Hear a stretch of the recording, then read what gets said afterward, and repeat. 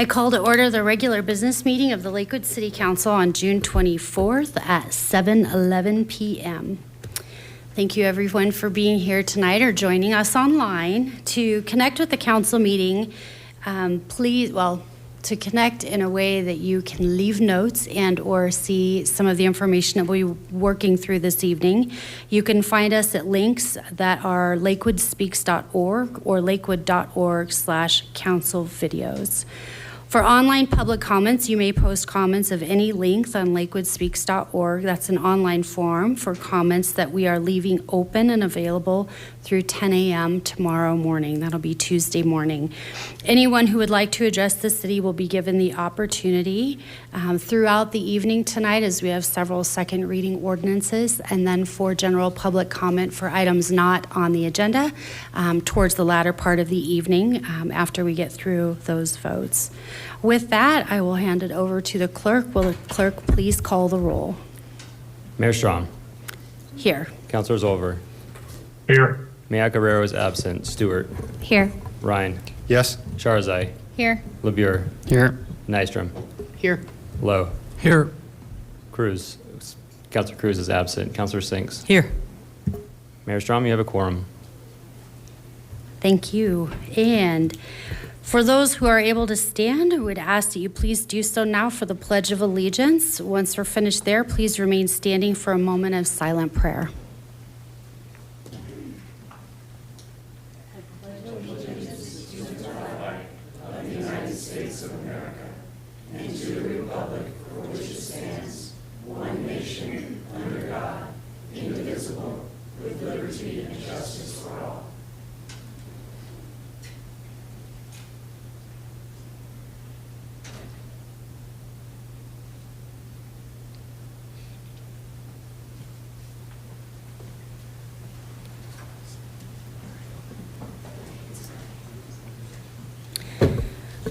All members of the City Council have the responsibility to comply with the terms of Charter 7.2 Parens B and excuse themselves from voting on a matter in which they determine they have a personal, financial, or business interest.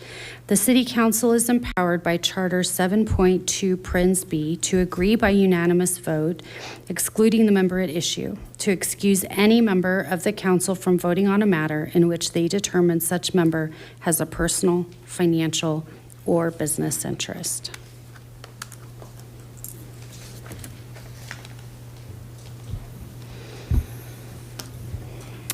First, council, do we have any items that we wish to pull from the consent agenda this evening?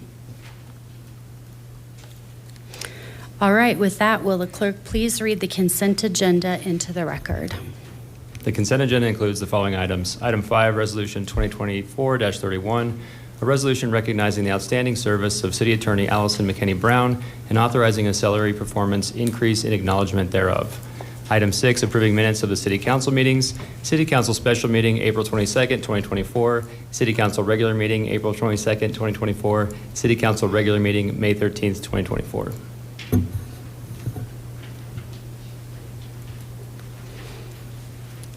Okay. We are at the moment for public comment on the consent agenda. Did anyone sign up for public comment on consent agenda? Mr. Mace? Mr. James Mace.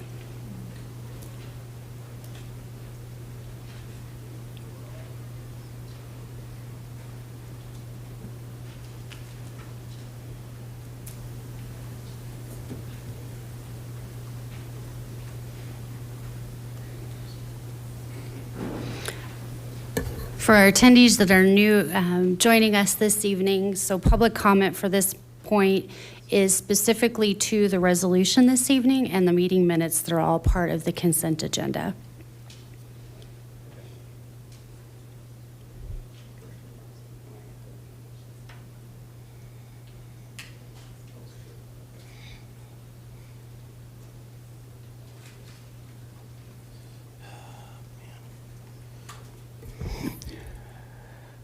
James Mace, Ward 1. The reason I'm speaking on this is because, again, the meeting minutes, once they've been approved, you cannot find them. They're supposed to be on Lakewood Speaks.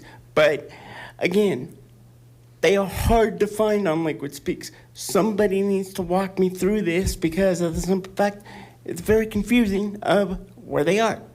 And people have been asking me where to find the meeting minutes, but I don't even know. So can somebody please, from the city, can somebody walk me through and help me figure out where the meeting minutes are? Thank you. Thank you, Mr. Mace.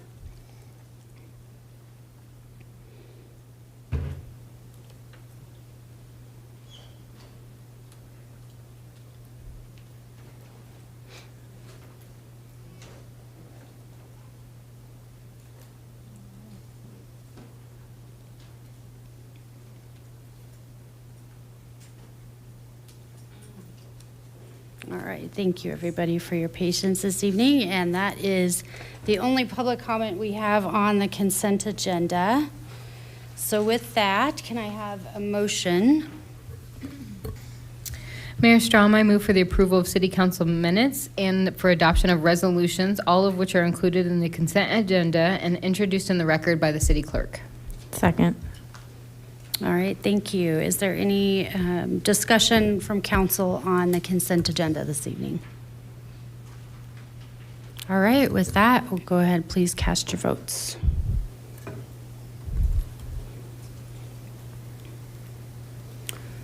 Councilor Stewart, can you do Councilor Over? He's a yes.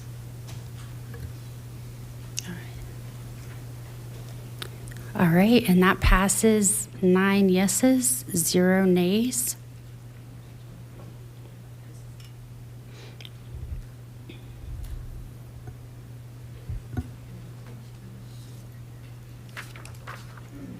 Will the clerk please read item 7 into the record? Item 7, second reading and public hearing for ordinance O-2024-13, setting the salaries of municipal court judges. All right, thank you. And with that, I'll go ahead and open the public hearing on ordinance O-2024-13, setting of the salaries for judges. And I have no one signed up to speak up here. Is there anyone else that would, or anyone that would like to speak on this issue? All right, we'll go ahead and close public comment. And with that, may I please have a motion? Mayor, I move for the adoption of ordinance O-2024-13 on second and final reading. Second. A motion has been made and seconded. Is there any discussion council would like to have on this prior to taking a vote? All right, go ahead and cast your votes.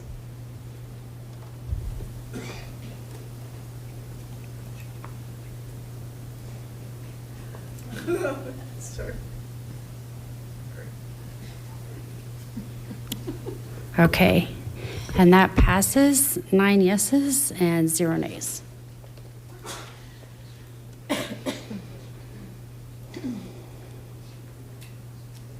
Will the clerk please read item 8 into the record? Item 8, second reading and public hearing for ordinance O-2024-14, authorizing a supplemental appropriation of general funds to the 2024 annual budget in the amount of $1,230,300 and authorizing the expenditure of these funds by the Division of Community Resources for the city match payment required to install solar panels on the roof and parking canopy of the Whitlock Recreation Center.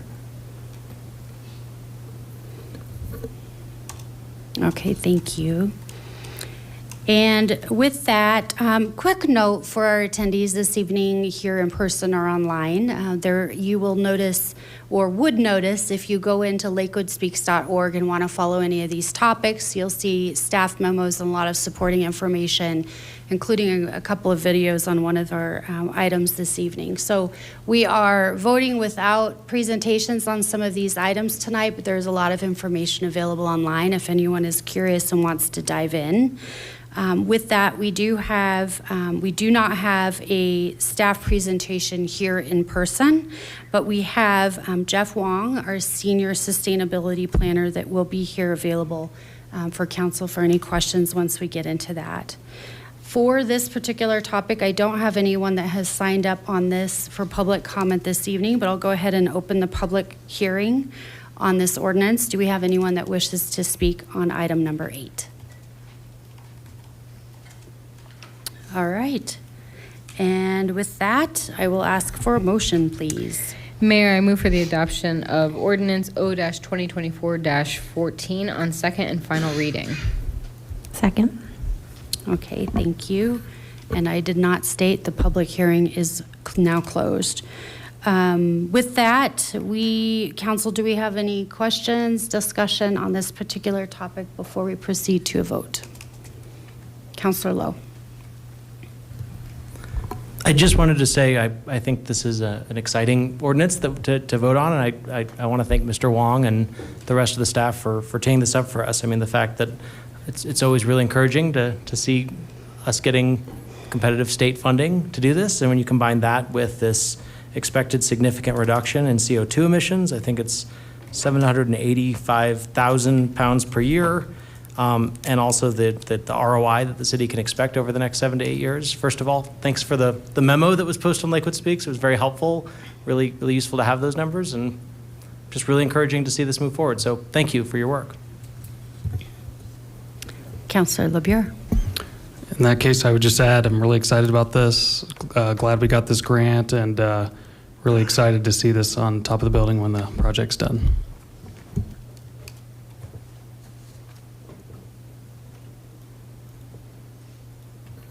Anybody else? Councilor Sinks. I was wondering if you could just tell us the process. In other words, will the rec center need to be closed during the time that the solar panels are installed, and if so, how long? Yeah, that's a great question. That's a great question, Councilor Sinks. There will be a closure for the parking lot at some point. We don't know exactly how long that will be. It kind of depends on the design, and we'll get more details from our consultant, but we will know well in advance for that northern parking lot portion when that will need to be closed. In terms of the actual facility, there shouldn't really be any interruption during the rooftop installation.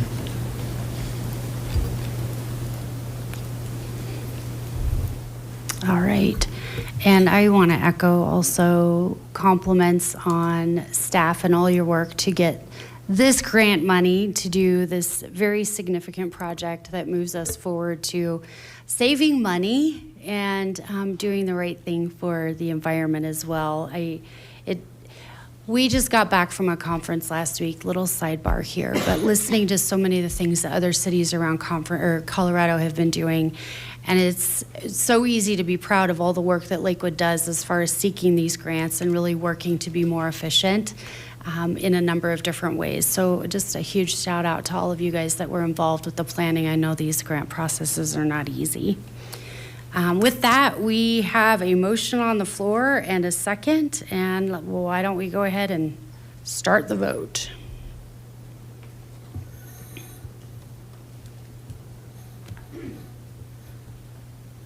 Okay, and that passes 9 yeses, 0 nays.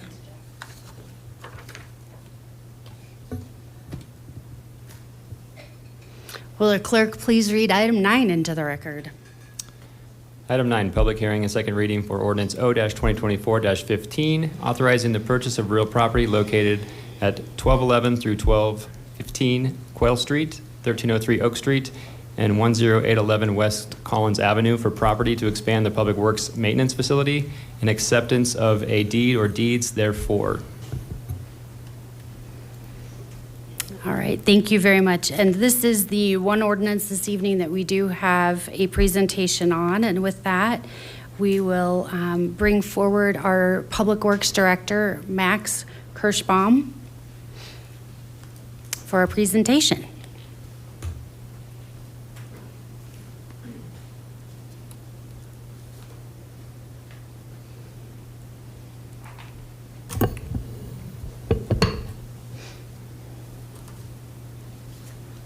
Good evening, Mayor and Council. The city and Public Works in particular has been a very good steward of the current maintenance campus for over 50 years. it simply doesn't meet today's needs, nor does it meet the needs of the community for the next 50 years. If you don't mind, I would like to pause at this moment and see if I can cue up a 8-minute video that, instead of reading through all of the reasons, this video graphically shows the need.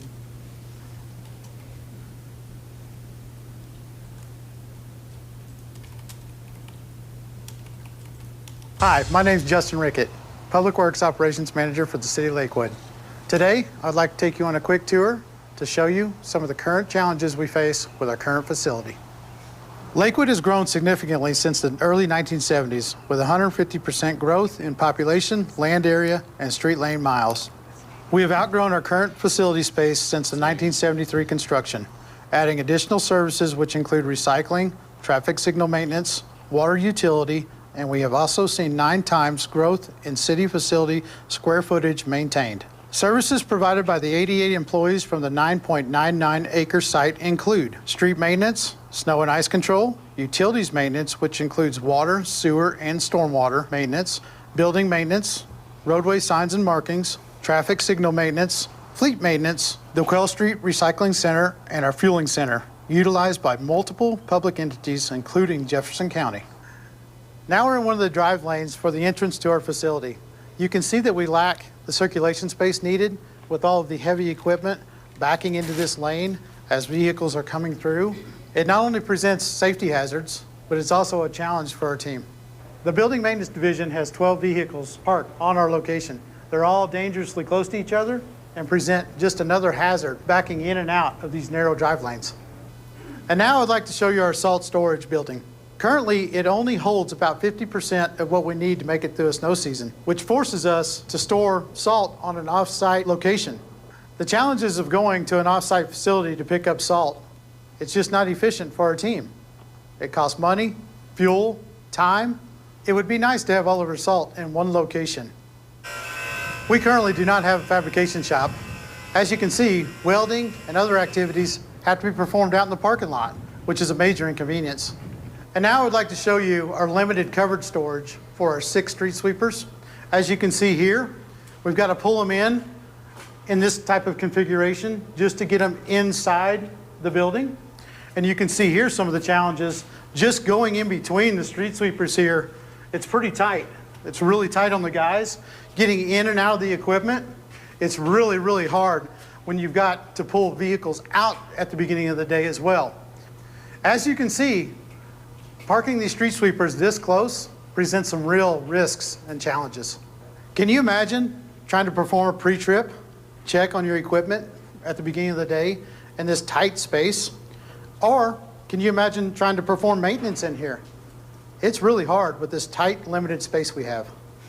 Okay, now we're in our other secondary covered storage area. As you can see, the area we have is inadequate for all the pieces of equipment that we have. We still have 99% of our fleet parked outside in the elements. This is just all we can squeeze in this limited space. Now I'd like to show you our outside wash bays. Some of the challenges we face throughout the winter season is when we wash our equipment out here, this whole area becomes an ice rink. It's a slip and fall hazard for our guys, a lot of liability there. Most municipalities around us all have covered, climate-controlled wash bays. And now I would like you to see our break room, which we also use it for trainings and meetings. We serve 43 full-time employees out of this area, as well as variables for snow shifts.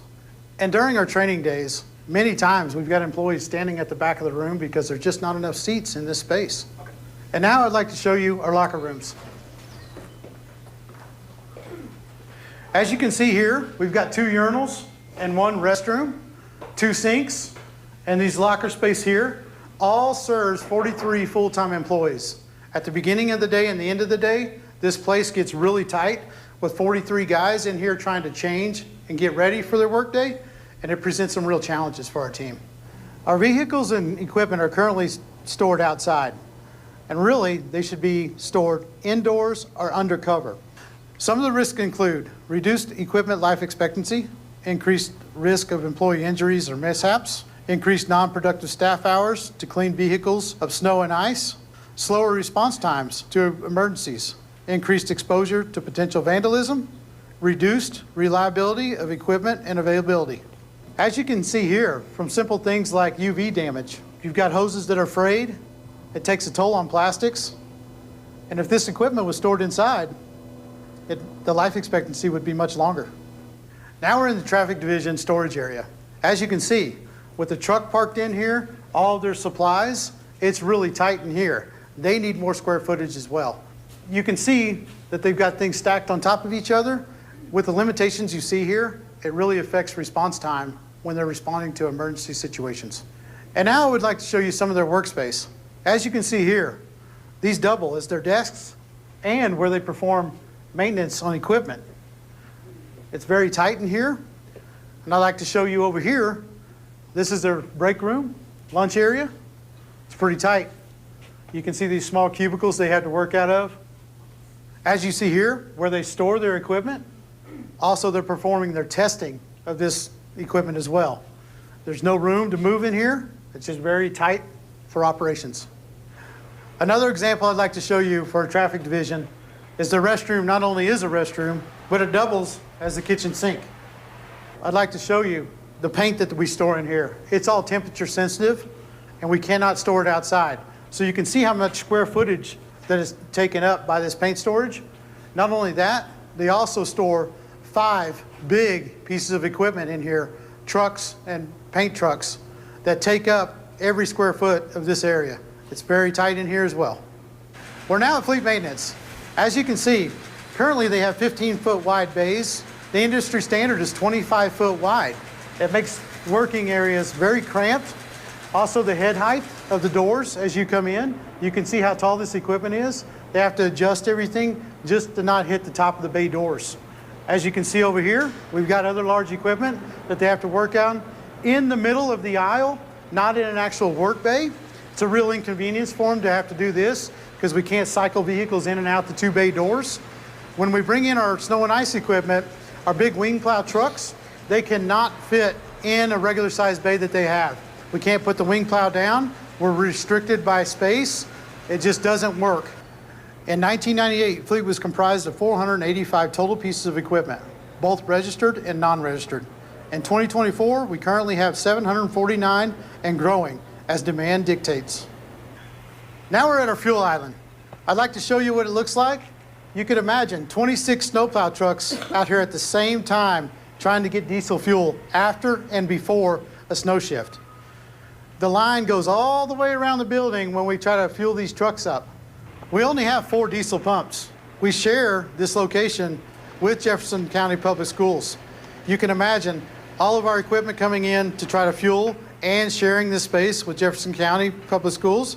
It gets really tight in here. And now I would like to show you our recycling facility. Last year, 72,000 residents in Lakewood were served here, and almost 2 million pounds of recycled materials. As you can see, this site is very, very tight. We've got thousands of people coming in every week, and backing up presents hazards to not only employees, but as well as to residents. In closing, I'd like to thank you for coming on the tour with me today to better understand some of the challenges we face here at the Public Works Maintenance Facility.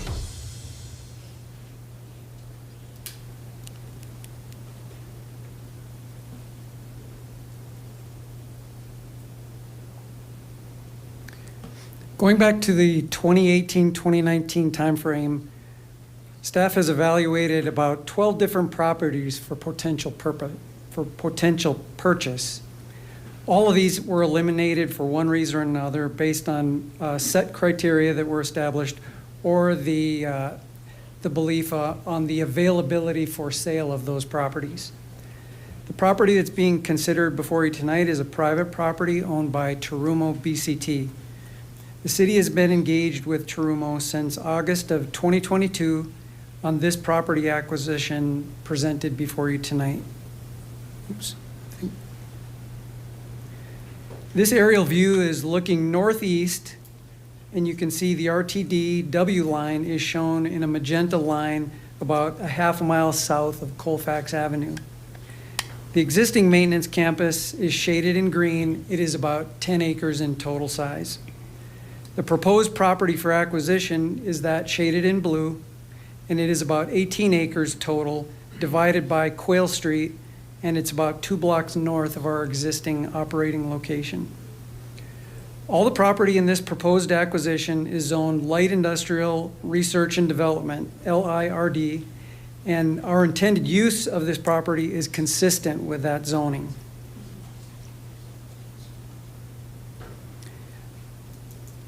From the previous slide, this property is the piece that's on the west side of Quail. It totals about a little over 6 acres, and there are 2 facilities that will be part of this acquisition that total about 34,000 square feet. Moving to the east side of Quail, there is a total of about 3.5 acres in this parcel that includes a park area that will become part of the city park system. It includes a parking lot, which will be integral for our own employees in the future. And it includes a shared driveway that will be the primary access to this part of the property. The final piece of this acquisition is about an 8-acre piece. If you look on the left side of the screen, it's approximately 1/3 is a stormwater detention area. The middle third is paved in both asphalt and concrete. And then there's an undeveloped third toward Oak Street. The due diligence that we have undertaken in this last 22 months includes an appraisal, a phase 1 environmental assessment, a structural evaluation of the 2 existing buildings. We've conducted a boundary survey, and we've reviewed all available site plans and building plans that have been provided to us by Terumo over the course of this time. The City Council approved $15 million in the 2024 budget for purchase of land to expand the Public Works Maintenance Campus. Our overall assessment is that this is a good value for the city. It's also a convenient location in very close proximity to our existing location, and it provides the kind of space that we need for the operations that we support for the city and the residents. If the City Council approves this property acquisition this evening, the next step for us would be to undertake a comprehensive master plan. That concludes my presentation.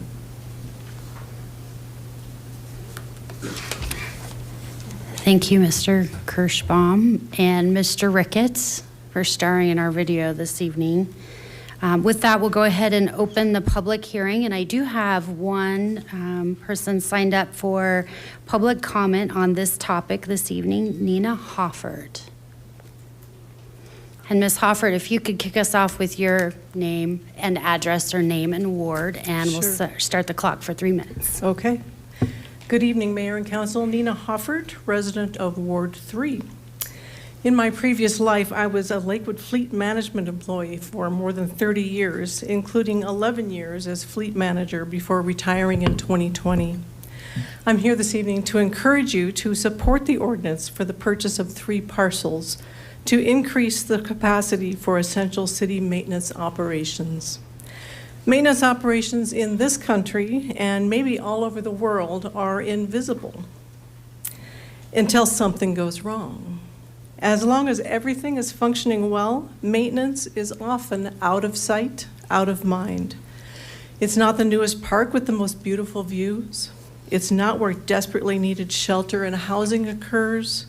It's not the recreation center with amazing equipment and pools. It's not front and center when responding to criminal activities. As former Mayor Bob Murphy put it, the city's maintenance operations are where the rubber meets the road. The great visible services that we love and expect are at risk without the solid foundation of reliable maintenance operations.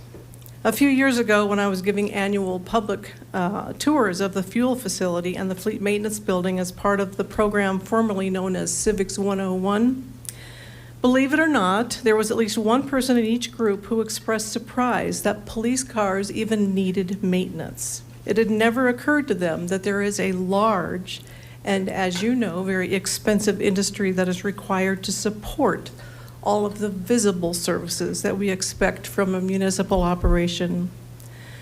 The City of Lakewood's Quail Street Maintenance Campus has been undersized, congested, and somewhat dangerous for years.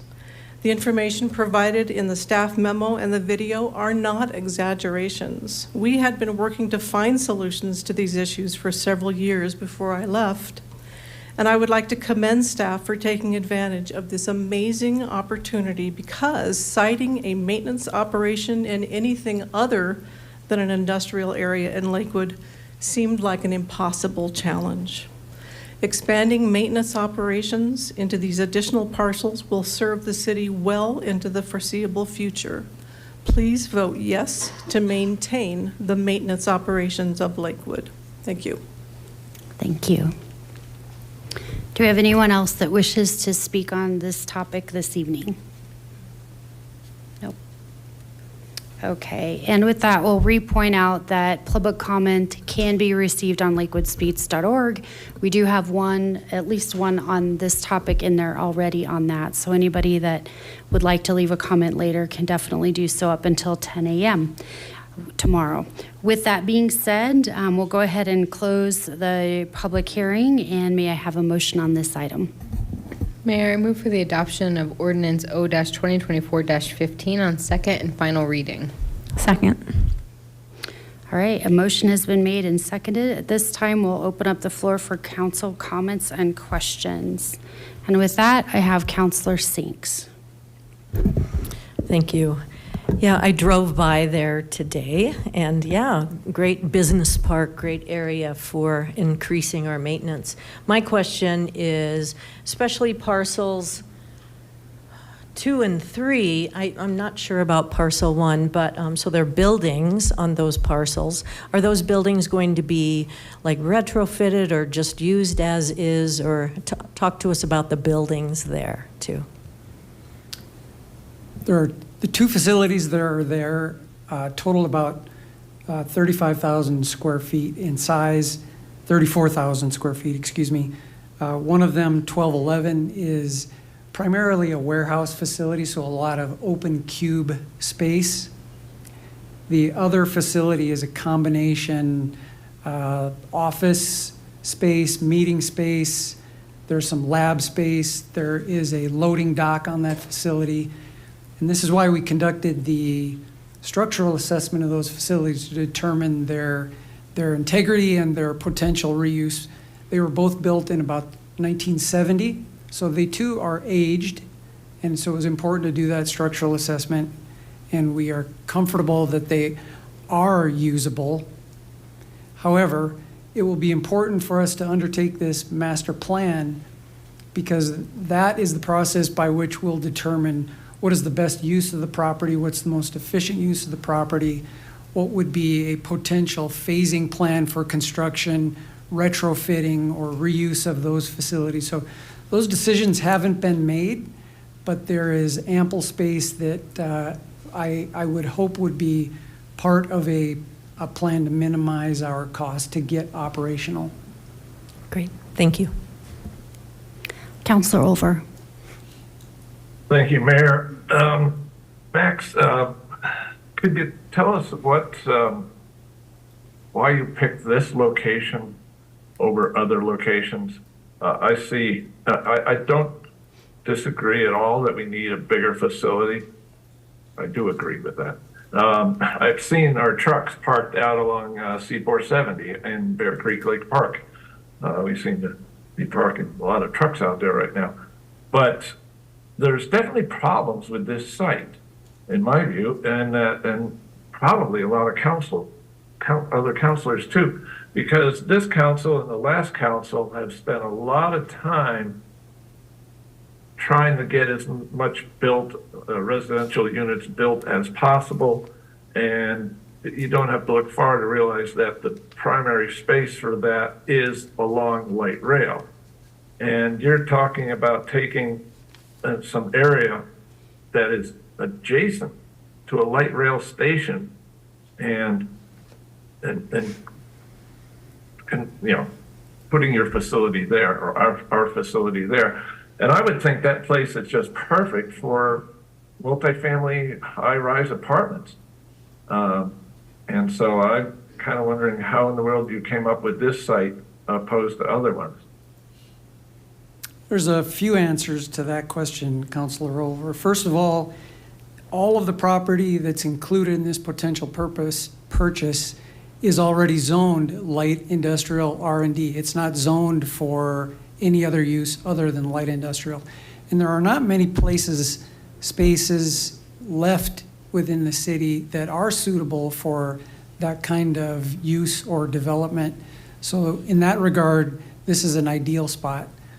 Secondly, its proximity to our current location is also very ideal because we will continue to use our current location for many years to come, and it will allow us to vacate an open storage area over near Sheridan off 6th and Depew at some future point where we currently have a lot of stockpile materials and a lot of equipment stored on a very poorly secured site. It will allow us to vacate that site, which is a 6-acre site, and put that property up for sale. So there's another future benefit. And that property is in fact located very close to the Sheridan light rail station. So it would have some value. Maybe another factor here is that all of the sites that were previously evaluated, and I provided council a list of those dozen locations, and it was posted in the our direct response report to you as well. All of those did not pan out for one reason or another throughout the evaluation that occurred 5 and 6 years ago. And maybe finally I'll close that it was Terumo that initiated this opportunity by contacting the city to say they had undertaken a strategic evaluation of their properties and determined that it was in their best interest to access some of their properties and consolidate some of their lab spaces. And so they approached the city to ask if we were interested in a use such as this. So that's what kicked this off in August of 2022. Okay. Did we talk to Jeffco? Right across the street, they have the school bus maintenance and all that, and you said we're sharing our facility with Jeffco. Did we talk to Jeffco about taking over that area? I'm just thinking out loud right now. But considering there's closing so many facilities to save money, I was thinking, well, maybe they could move their stuff somewhere else. One of their 19 locations of 19 schools that they're closing, and we could take that over and it'd be right across the street. And so it just, have we talked to them? I don't think that was on the list. Jeffco Public Schools was a consideration. It's been several years since we've had any evaluation or discussion with them. We have not had a similar discussion since they made a school closure announcement. But being that as their primary bus facility and the fact that it isn't that large, I can't imagine that they would have a change in opinion and that it would be an accessible site for them to offload for any other purpose other than what they use it for, which is their bus yard. Have we thought about some of their schools for this? Some of their properties that they're surplusing? Because like you said, we haven't, that was all recent, and we've been looking at this one for a while now. No, none of the school sites that are closed were reevaluated for use, no. Okay, thank you. Councillor Nystrom.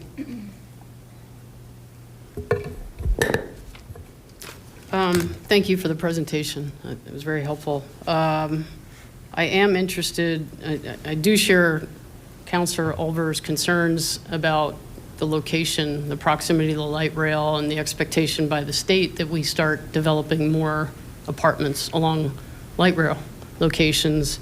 I guess I'm a little curious also about, and I know you're a long way from planning all of this out, but what is the mindset in terms of the existing facility? What do you plan to do with that? Is there going to be retrofitting involved, and is that an additional expense or consideration that needs to be evaluated? So the first part of that question is there are substantial land use areas on the north side of the W line that are properly zoned for multifamily housing development, and some of them for dense multifamily housing development. So there is a great deal of space already for that purpose, and those spaces are in fact on the accessible side of the platform, the bus station, and the parking lot, whereas this property is on the opposite side of the W line track. So as the comprehensive plan was built, I mean, it was built under that premise that the multifamily housing would be a better fit on that north side, and that's how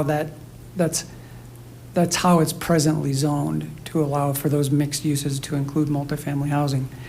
In terms of reuse of our existing 10-acre site, we will continue to use that for a significant period of time, if not permanently, for a couple of reasons. One, there are portions of our fleet operation where it would make the most sense for us to continue to operate where we are. The fuel islands, although they may not be the most deluxe, they serve a purpose, and they have underground storage tanks, all of which would be a very expensive proposition. So at the present moment, there isn't the master plan is unlikely to consider moving our fleet fueling. Likewise, the fleet garage, which you saw featured in the video, is considered very usable based on the amount of work that we've done on that building in the last 2 or 3 years. What it might end up looking like in the future, however, though, is that that current facility might be dedicated more to the light fleet, whereas a second garage on the new property would be sized, built, and better fit for the heavy fleet. So yes, that's an example of what would be reused. And I mentioned the outdoor storage area that we have at 6th and Depew. That's about a 6-acre site. It's in an industrial area, but the city has received multiple unsolicited offers in the past for that property because of its proximity to things like light rail. So most likely, I would think that our master plan would reveal continue to use the existing property on Quail and Parfait, and ultimately excess the 6-acre property that is over near Sheridan.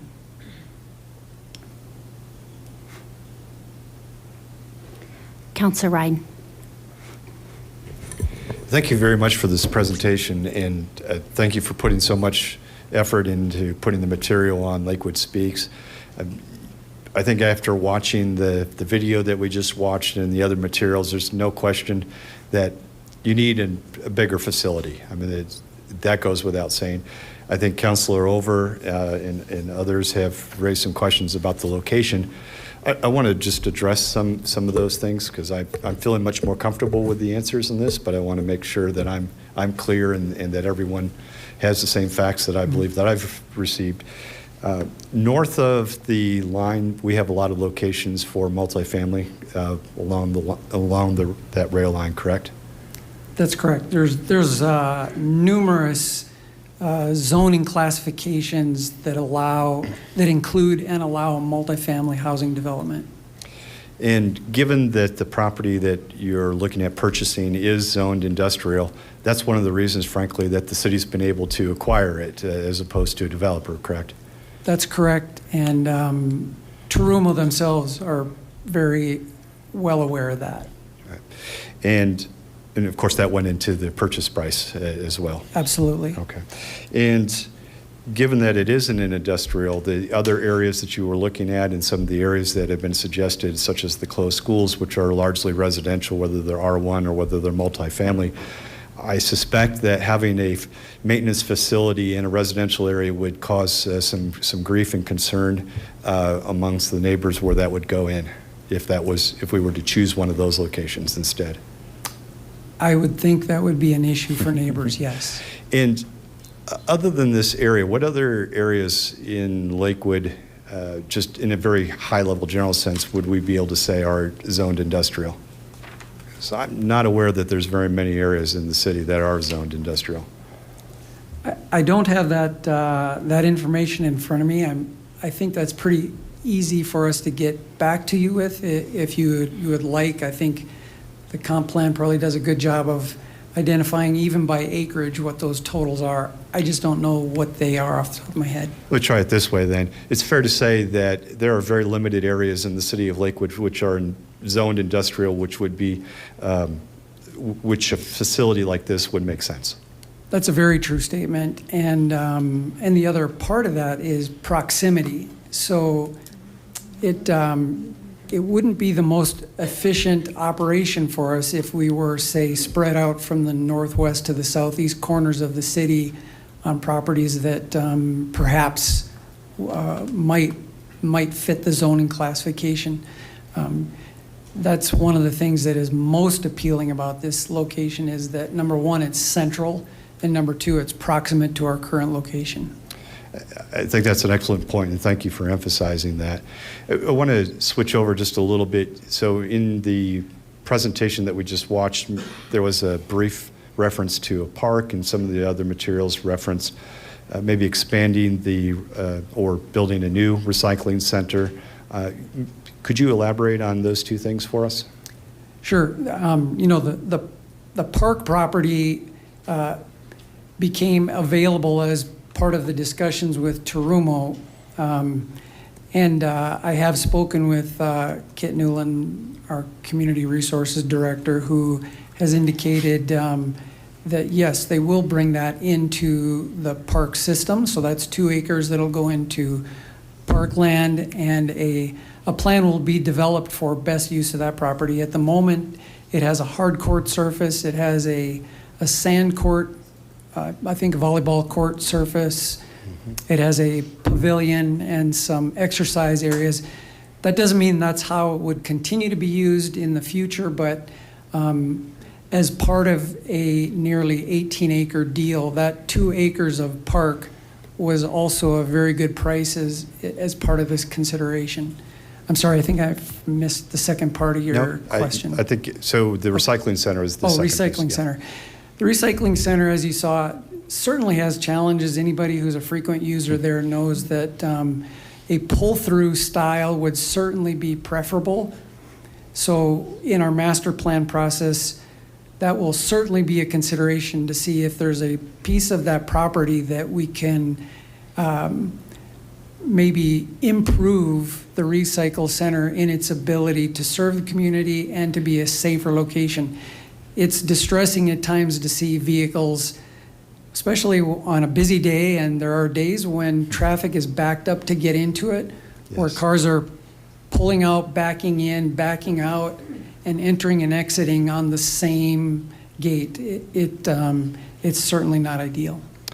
And I wanted to highlight those two things because, and I know this isn't part of the vote, but I want to at least signal that one person is interested that as you move forward with the plan for all of the, developing a final plan for all of these properties and to come up with a maintenance facility that is workable for you, that I would like you to think more than just a utilitarian functional, let's just do this at the lowest cost. If we can spend a little bit more to create value in terms of amenities and sustainability for the community, whether that is having solar panels on our buildings so that they're self-sufficient, and when the storms go down, they're not having to worry about electrical issues. And to the extent that we can provide amenities to to the community, I'd like us to make sure that we think about those. And I, for one, am willing to spend a little bit more money if it means it'll create a significant more value for our community. So I wanted to signal that. So thank you. That's a great point. I can assure you that sustainability would be a key part of any master plan and development of that property. Thank you. Mayor Pro Tem Sharazai. Yes, thank you. Just reinforce the point that was made about the zoning of this area. So hearing a lot of energy around putting dense housing in here, and I just think that there are other great places in Ward 1. I'll always advocate for housing, but in this particular area, given the idling trucks and some of the other issues we have with air quality, I don't see this being purchased by developers in the near term and the long term to be developed because the cost would be too high for remediation. And I know that there are other places, you know, even in more southern parts of Lakewood that could absorb some housing. And I'd also just want to signal the appreciation around getting this, and we have the money in the budget for this. And so just appreciate the negotiations to make sure that we are within budget. This issue predates the council sitting here. It predates, I believe, when Councilor LeBure was on his first tour. This is something we've been talking about. And if we're trying to advance our sustainability goals, we're going to need a bigger footprint in our maintenance campus to be able to electrify our fleet, to allow for more recycling, all of the things that we hope to accomplish. Like, this is a foundational investment in that. And so I hope that people will consider that with their vote tonight. And I would like to hop in, if you don't mind, and just say that I'm also proud and appreciative of our negotiating team, which consists of the city attorney's office, as well as our right-of-way agent within Public Works, who did a remarkable job over about a one-year period negotiating with Trumo directly to get to the purchase and sale agreement that we've achieved.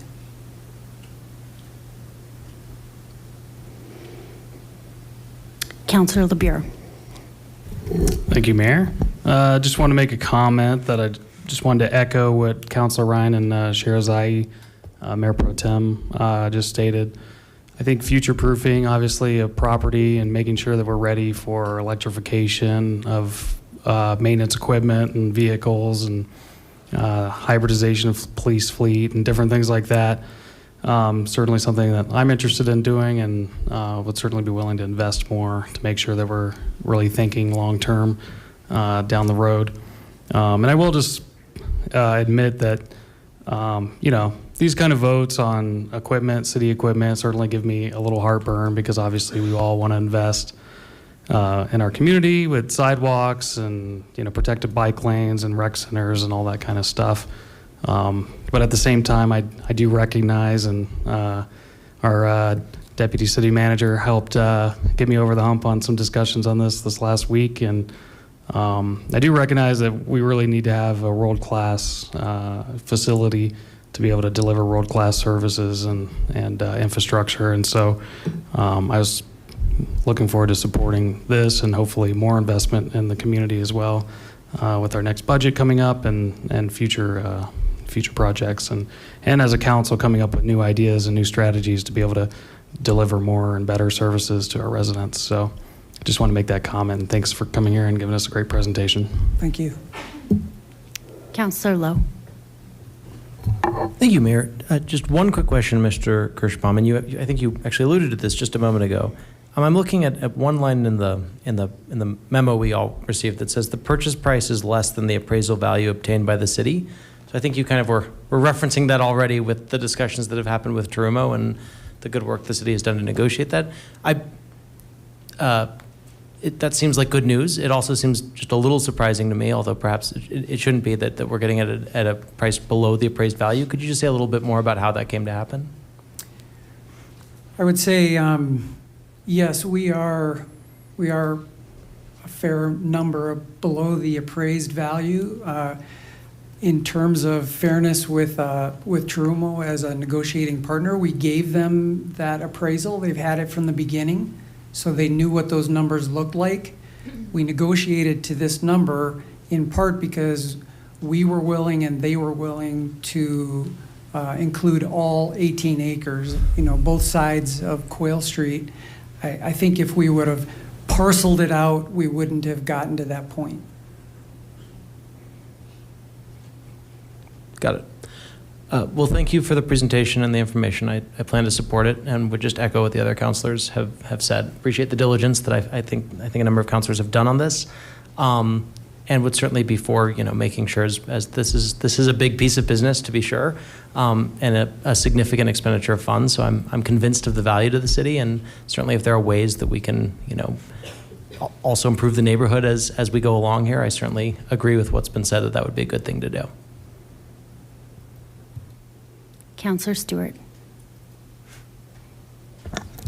Thank you. Just wanted to echo what many of my fellow councilors said, and as chair of our budget and audit board, I'm really, really pleased that we came in on budget on this item that I know we've been talking about for many, many years, long before I was chair of that committee, but really looking forward to making that investment in our community that I know has been quite necessary for quite some time, and looking forward to seeing what we can do for people.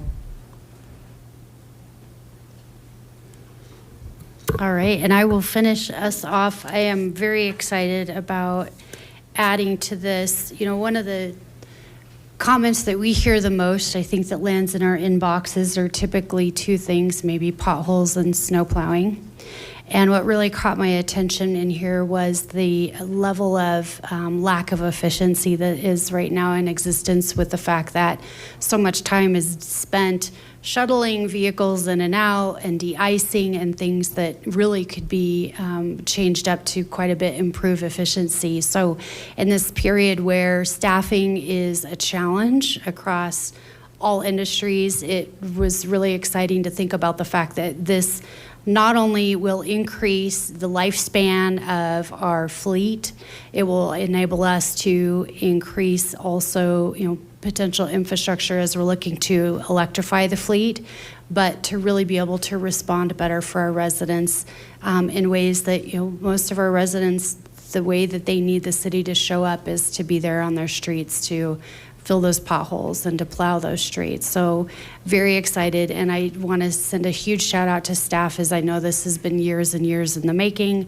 A lot of conversations that have been challenging and walking away from different properties, and excited not only that we have this, but it's so close to everything else. It's just like, again, efficiency. It's right there by the tech center, the Lakewood Tech Center, Technology Center, as well as the current maintenance facility right now. So just so many positives with that.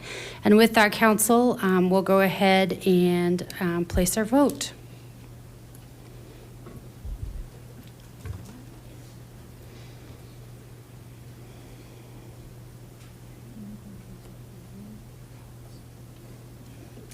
And that passes 9 yeses, 0 nays. Thanks.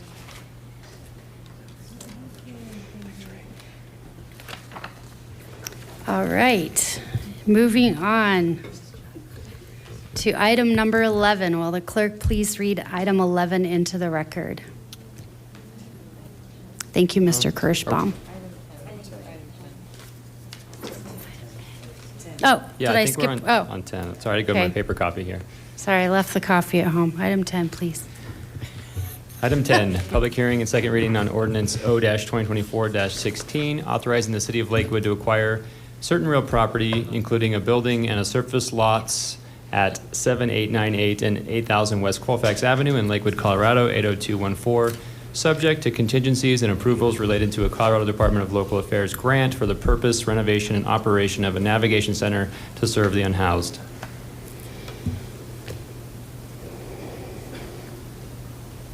All right, and we do not have a staff presentation tonight. However, we do have our Director of Planning, Travis Parker, here available to answer council questions this evening. Before we move on to that, we'll start with opening up the public hearing on this topic. I do not have anyone that has signed up to speak on this up here. Do we have anyone in chambers that would like to speak on the Navigation Center this evening?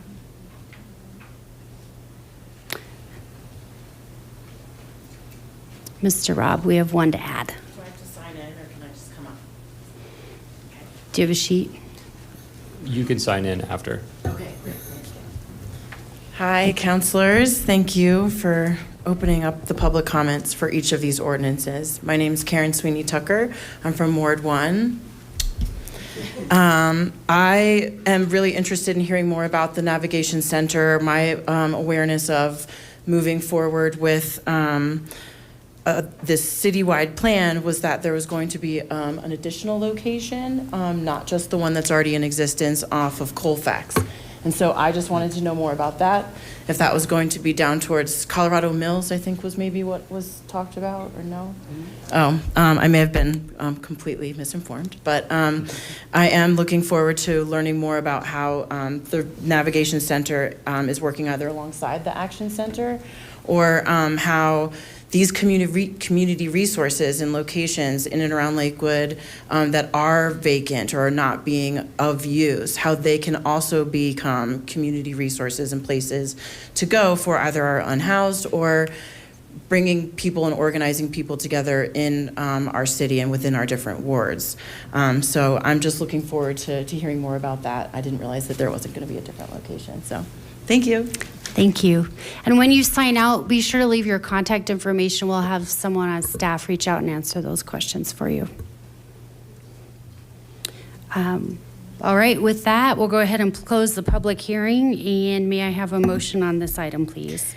Mayor, I move for the adoption of ordinance O-2024-16 on second and final reading. Second. All right, thank you. And with that, we'll open up the floor for comments and questions from council. Do we have any comments or questions from council tonight on ordinance 2024-16? Seeing none, we'll go ahead and start. Oh, never mind. Councilor Sinks. Sorry, I was slow on the draw there. So we all maybe might bemoan the fact that government moves so slowly. However, really that's a good thing because, you know, so we've had quite a bit of discussion, and a lot of things have gotten into place so that we can see how it's been working, and we can see that a lot of people have been helped by this, and now here on second reading it's going to be official. So moving slowly has, you know, shown people that yes, this is what we've needed. As we knocked on doors last year, those of us that were running a campaign, what we heard over and over was, what about the homeless? What are we going to do about the homeless? So this is what we're doing, whether the homeless be seniors, which is one of the fastest growing demographic in the homeless population, whether it be seniors or veterans or whatever, this is how we're helping them. And not only are we helping, but once again, the staff has done a really great job accessing some money from DOLA, Department of Local Affairs, as it's been a pass-through with federal money. So once again, how wonderful that the staff has been active and accessed this money. And once again, we've just taken a really great step in helping this population. So thanks for all those that have worked on this. Councilor Lowe. Briefly, I just want to acknowledge again how important this is. I think council's already spoken on that. I spoke at some length on this a few months ago, so I'm not going to repeat those points, but I think I would echo what Councilor Sink said. This is a really important investment in necessary services. Because I'm going to attempt to address the one comment we got for just 20 seconds.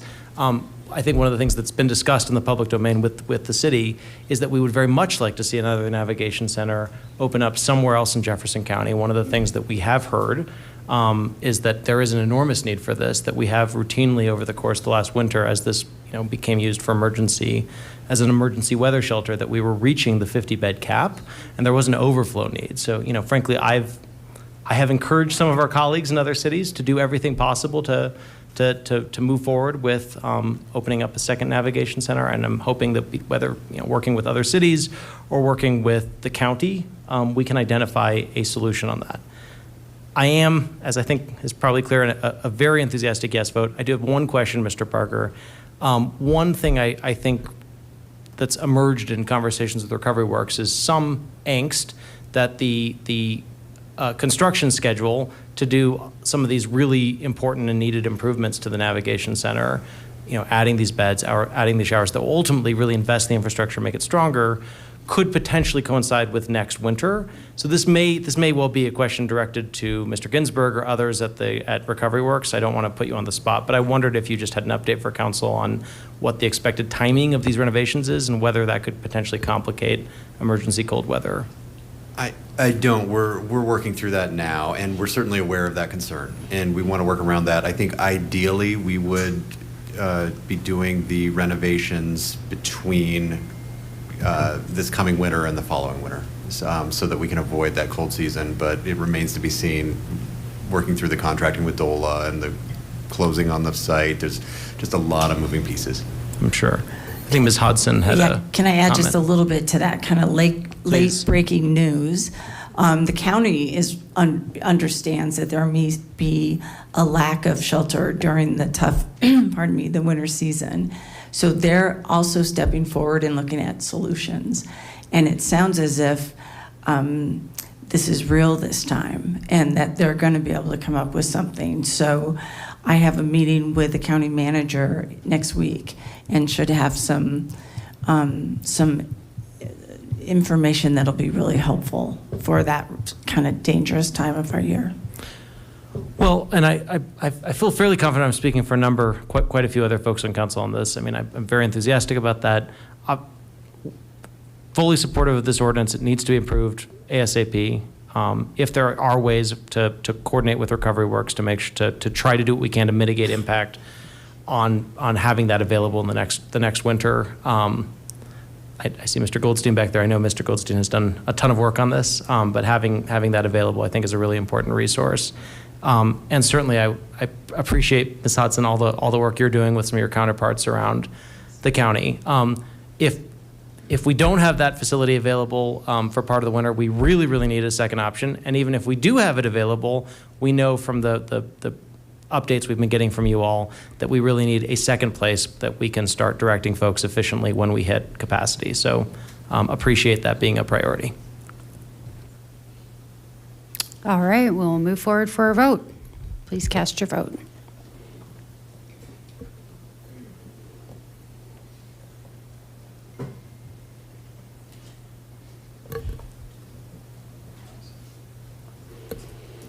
All right, that passes 8 yeses, 1 no, the no being Counselor Over.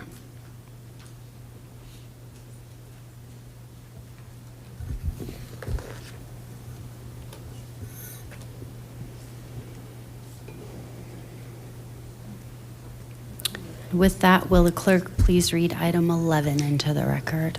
Item 11, second reading and public hearing for ordinance O-2024-17, adopting Title 10, Chapter 38 of the Lakewood Municipal Code, establishing a pilot program for restricted residential parking areas within the city of Lakewood, Colorado. Thank you. And I'll point out that we do have several comments on Lakewood Speaks, and maybe some coming in even this evening.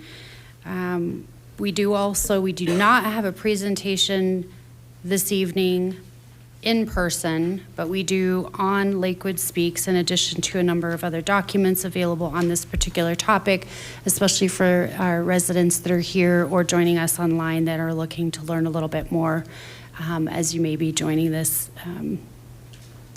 brand new conversation. So with that, we'll go ahead and open up the public hearing. And first, I'd like to call forward Mary Ann Ortiz. And Ms. Ortiz, you are pooling your time, I understand, with Mr. Ruckman, and I see him, Tim Muff, and Dave Alber. Okay, Tim.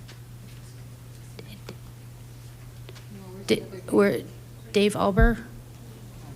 Okay, all right, thank you. And we'll get your clock started here for 10 minutes. Thank you. Hi, my name is Marianne Ortiz, and I live on Tabor Street, and I'm the president of the Applewood Valley Association, or AVA. The AVA represents over 2,000 households in both Lakewood and unincorporated Jefferson County. Thank you, City Council, for directing Lakewood staff to research a potential residential parking permit program in February of 2024. And thank you, Lakewood staff, for bringing a potential solution for the 7-year Abruzzi's parking/safety issue that is here before Lakewood City Council this evening. First of all, I'd like to mention a few things that are not in the proposed ordinance that I would like to be considered. During the February 2024 study session, the slideshow map that portrayed the actual streets that would be included in the proposed RPP pilot did not directly correlate with issues experienced by the surrounding single-family neighbors of the Abruzzi's restaurant. We are asking that City of Lakewood work together with the neighborhood to better define streets that are experiencing the parking safety issues. The single-family homes near Abruzzi's are not in a single, simple grid pattern with square city blocks like most of Lakewood, but instead follow the curves around the Maple Grove Reservoir, which makes our streets very unequal in size. Lakewood staff and the neighborhood need to work together during the RPP pilot to ensure a successful outcome. Next, I'd like to mention a few things that are in the proposed ordinance that I would like to be considered. Mike Whitaker and I have had numerous conversations throughout the last 7 years when attempting to find an informal solution for the parking issues near Abruzzi's. I'm questioning the 40 household rule for forming an RPP area. Mike Whitaker had initially said that he would select a big area and then scale it back over time to limit the RPP to the neighbors that are affected by the parking/safety issues. Mike said that the reason for initially picking a big area was to prevent the parking/safety issues from just being moved to the next block. I agree with that approach in general, but if the big area that Mike selected is just 41 homes, then with the 40 house minimum, we cannot scale back the RPP area at all. Why would there be a 40 house minimum when the neighborhood around Abruzzi's has had a chronic parking safety issue for 7 full years? Could the 40 house minimum be lowered, or could there be an official exception to the 40 house rule for the #1 parking issue in Lakewood? The 80% rule is also burdensome. Other cities in the Denver metro area use lower percentages for their existing RPPs. Please reconsider the required percentage. During my discussions with transportation engineer Mike Whitaker about the Abruzzi's parking issues, Mike suggested that an RPP program would probably work to help restore the peace and safety in this small Applewood Valley neighborhood. The reason that I said probably is that Mike said that there were existing RPPs in other cities, and where they failed was due to the lack of enforcement. The staff memo and ordinance do not mention anything about enforcement except the number of hours, which is 15 hours per week. We are asking that the City of Lakewood work together with the neighborhood to better understand the hours that enforcement would be most impactful. I have a few other questions, like what types of fines are going to be charged when a non-RPP member parks in the RPP area? What will happen if the parking fines are not paid? What types of signage will be displayed in the RPP zone? Will the no parking signs that are currently displayed around driveways, stop signs, and fire hydrants be removed when the RPP pilot begins? In 2023, after seeing the Abruzzi's drone video, Kathy Hodgson sent the Lakewood Police to monitor the situation on Myrtlewood Lane. The neighborhood is very appreciative of Kathy recognizing the seriousness of the situation, and we appreciate the help of Lakewood's police department. The patrol's community education and issuance of tickets to parking offenders was really helpful It was really helping the parking and safety issues, but then when the patrols stopped, the issues began again. Strict enforcement is the key to success, at least initially.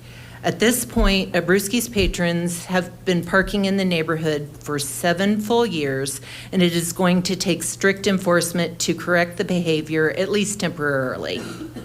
First of all, for this pilot, we want the pilot to be successful.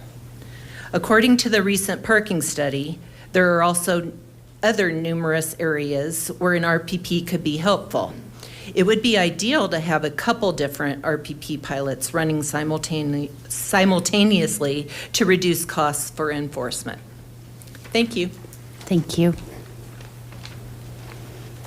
And next up, we have Margaret Muff, then Liz Brewer, and then Nadine Piter.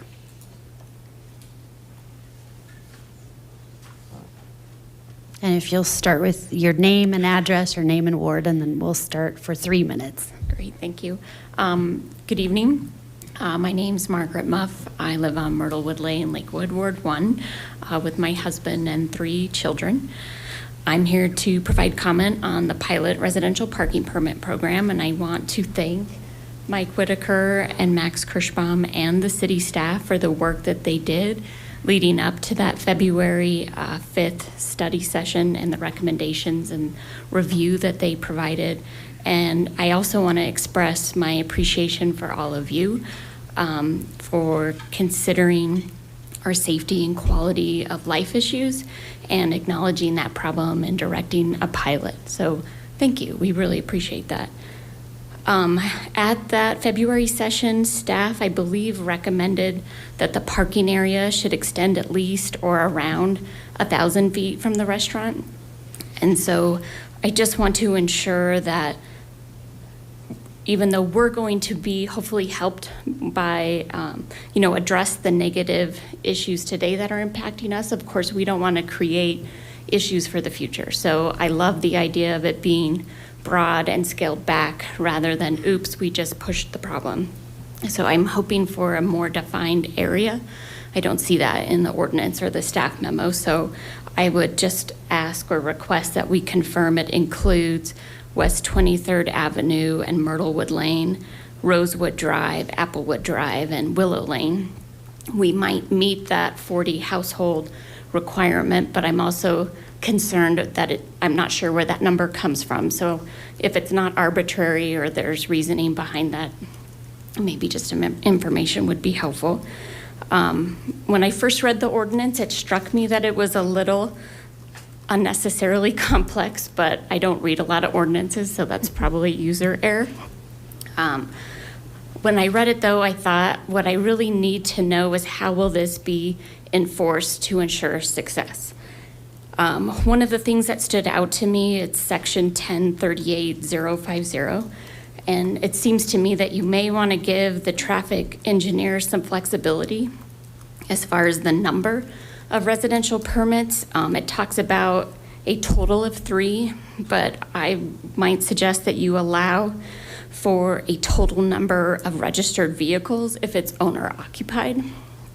And then you also consider 3 per resident, or allow for them to petition. Let's say there's renters or lessees and there's additional vehicles and they need an exception to that 3 number limit. So just give some flexibility there.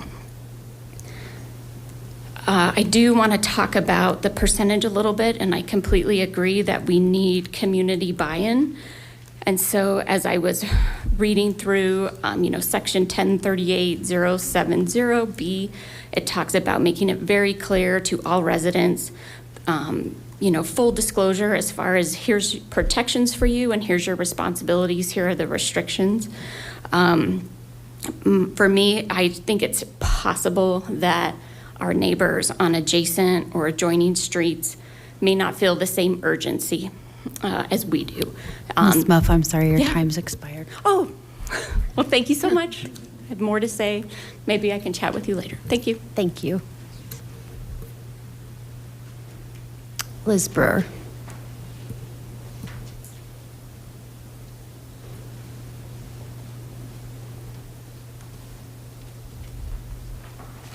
Good evening, Mayor and Council. Back in August of 2012, Charlie Olson, who lived in Lakewood Estates, which is across from what used to be the White Fence Farm, requested council to review a parking regulation for areas in Lakewood, including residential. He received a reply in December of 2012 from Ben Waldman, who was the principal traffic engineer at that time. So, quoting, "After thorough researching the issue, the City of Lakewood has decided not to pursue a neighborhood parking program at this time. The attached memo was written in collaboration with the City of Lakewood Directors of Public Works, Planning, Community Resources, and the Chief of Police. The memo summarizes our research and discoveries concerning on-street parking in residential neighborhoods. The summary at the end of this memo states the following. Each spillover on-street parking situation is unique and requires situation-specific consideration. All affected parties and those who may be affected by implementation of potential changes should participate in the discussion. If you would like to pursue this matter further, your next step is to discuss this at a public meeting with all affected parties," end quote, which we have done. Then in 2013, there was a petition from our neighborhood that was then sent to our council rep at that time, was Pete Roybal, and he was able to bring our concerns to council. So throughout the years, our neighborhood, Mr. Olson, gave fabulous, outstanding presentations. Councilman LeBoer, you probably remember a couple of them also. Council was taken back at the details that he put in these PowerPoint presentations. Then our council representative at that time, Mike Beta, he supported our efforts too. He was able to send our notes onto the planning department, and this was a reply. This was then in April of 2019. Quote, "This level of detail that we can't answer at this time. Once we have completed a parking management plan, we should have a better understanding of how parking permit programs would work and how they would be implemented in particular neighborhoods," end quote. So at that time, there were 3 areas that were suggested to be examples of to be implemented. Our Lakewood Estates was one, and I recall Ward 1 councilors at that time, Charlie Abel and Brady Johnson, were very instrumental in working in Lakewood High School's situation with their direction. That were 2 of the group.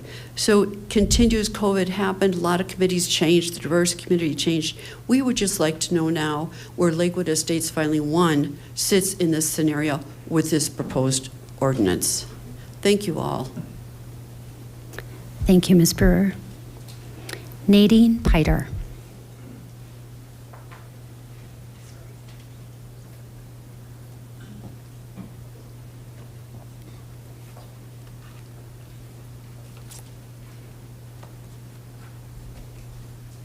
Hello, my name is Nadine Piter. I live on 23rd Avenue, so the opposite side of Myrtlewood. Echoing what Margaret and Mary Ann said, I agree with the concerns and the questions that they raised to all of you. And I again want to thank you very much for pulling this all together for us. I wanted to point out something that is a little bit unique regarding the enforcement and the hours.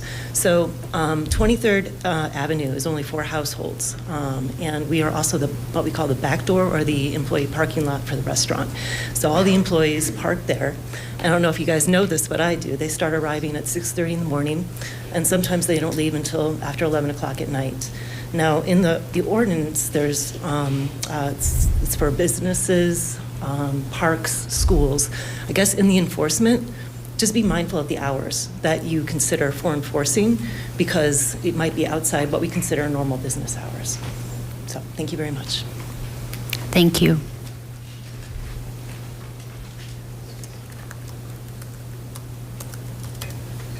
All right, that is all I have signed up here. Is there anybody else in chambers that has not spoken and would like to on this topic? Okay, with that, we'll go ahead and close the public hearing. And may I have a motion, please? Mayor, I move for the adoption of ordinance O-2024-17 on second and final reading. Second. Okay, and we will now go ahead and open up the floor for comments and questions. And questions this evening, we have our Public Works Director, still Mr. Max Kirschbaum, and Mike Whitaker here to answer questions for council. And with that, I have Mayor Pro Tem Sharazai and then Councilor Sinks. Yes, thank you. So excited to be at this moment. It's been a lot of conversations in my time on council. I know that this is something Councilor Abel worked diligently on, so I hope he's watching at home right now because we're about to get across the finish line. I'm hopeful. I do have a couple of questions though, and some have been brought up tonight. I wanted to understand, if you look at 23rd Avenue, Rosewood and Myrtlewood, it's 22 households. 40 starts a conversation with new neighbors in this, and so I understand the desire to like not push it further out, but wanted to understand there is some concern that we won't even be able to get started if we have to find these other 18 households. So wanted to just understand the thinking around the 40 households.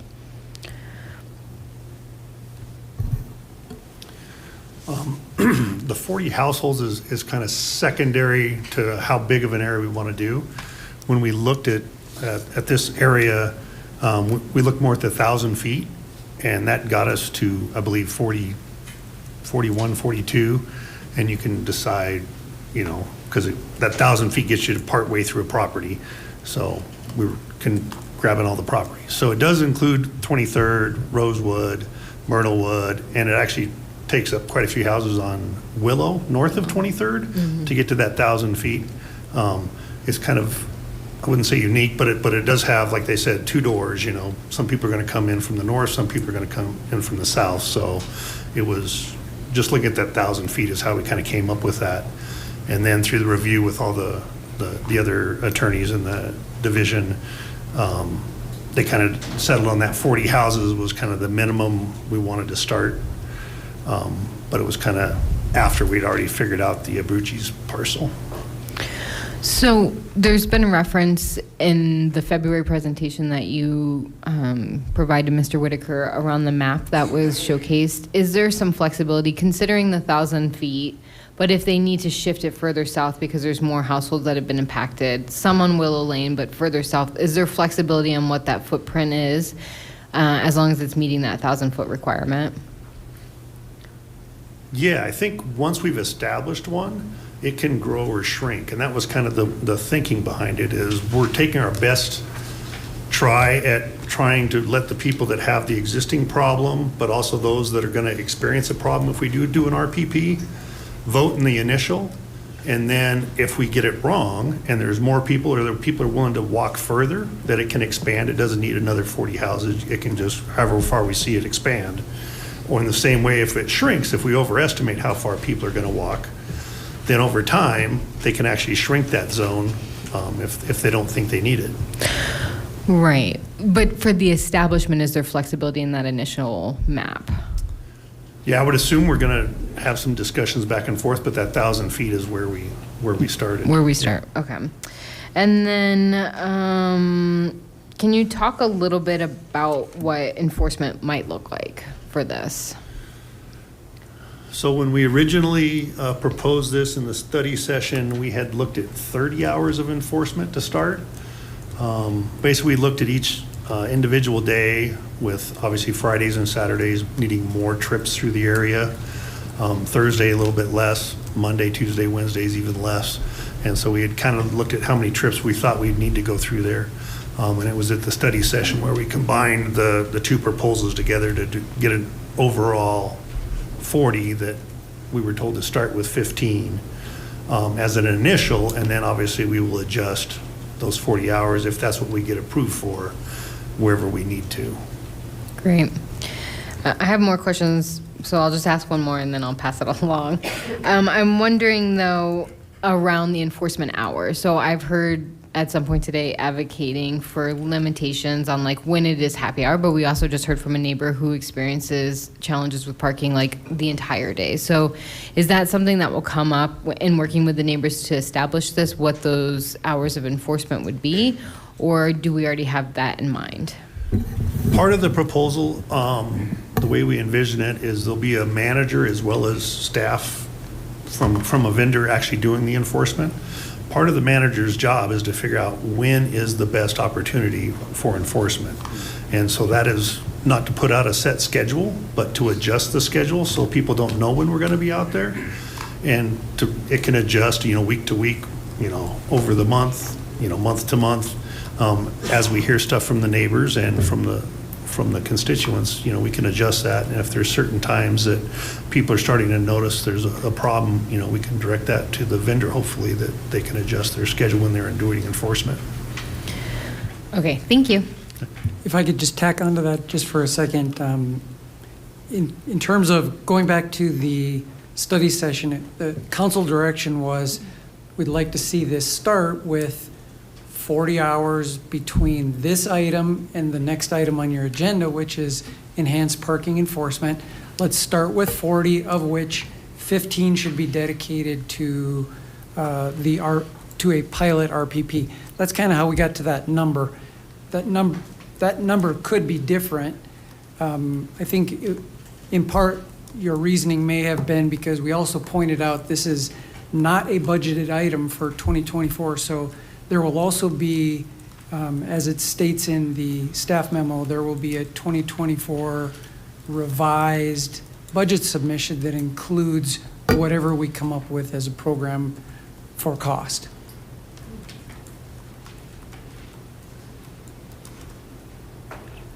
Councillor Sinks. Thank you. Yes, I have several points too. What did you have? 3? I'll stick to 3 and then turn it back to you. But so in the ordinance 10.38.020, it mentions 2 locations within the city of Lakewood may apply for and be selected to participate in the pilot program. And so we had a comment on Lakewood Speaks as well as a comment here tonight about Lakewood Estates. And so I would just encourage people, in addition to this one is with the Brewskis parking is kind of a slam dunk. And then there's a second one. I wonder if you would even consider modifying it so that there's 3 locations. But again, I know the budget parameters are a factor. What would that mean if we did 3 instead of 2 locations? The biggest thing is going to be budget, because depending on how close the actual areas are, we're assuming we're going to get a vendor that aren't going to spend all their whole time in Lakewood. So they're going to be driving around. And so the more dispersed those RPPs are, the more we're going to end up paying them just driving from one to another. Okay. And would it also mean fewer hours? So probably, obviously, if we had 2 locations that petitioned and were accepted, then if we have 3, then that would split the hours and it'd be less. But nonetheless, just note to neighbors that are interested in this that petition may apply for and be selected to participate in it. And so the application is just available through Public Works, or how do they get that application? Yeah, we'll work with them through Public Works. And Okay, so just start off with the petition area, and then it'll be back to them to. Okay, so have anyone in the CCU area or in the Lakewood Estates area contact Public Works to work with you. Yeah. Great. All right, my next question, second, is let's see, 10.38.070A. And that, again, states 80%. And we've talked that, I think I have that right. Nope, I don't have that right. No, 7. I was looking at the wrong one. Let me just get there. Maybe we all want to get there. Yes. So 10.38.07 on A about midway. Only 1 signature per household shall be counted toward determining whether 80% or more of the households want the RRPA. And so I don't know if it's appropriate now to suggest an amendment. It's not, no. So what we would like to see, I think the public comment from the president of Applewood was that we want smaller than 80%, and so I might suggest 70%. We did have a meeting this morning. Councilor Sherazai and I met with the leaders in Applewood, and they want 2/3. And I negotiated. I said I would go for 70%. so they want definitely a smaller figure than 80%. And let's see, my third one. Yeah, I was just a little confused on 10.38.60D, which says just kind of generically that, if I can get there. So 0.60, and it says, commits a Class 4 traffic offense. And so I went, what in the world is that? And tried to find it in a Colorado Revised Statute, and I really couldn't find that terminology of a Class 4 traffic offense. And what I found in the Colorado Revised Statute, I've got the number, but I won't bore you with that number, but it says no person shall park a vehicle any place where official signs prohibit parking.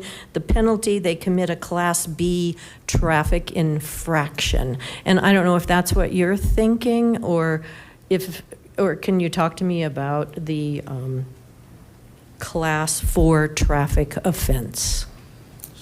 So I believe that's just the difference between the Lakewood code and the state code. Oh, okay. Okay, Lakewood so yeah, code, I went to the state code, and I should have gone to the Lakewood code. Yeah. Okay. And then on your previous question, the 80% where we started with is from previous policies previous councils have set.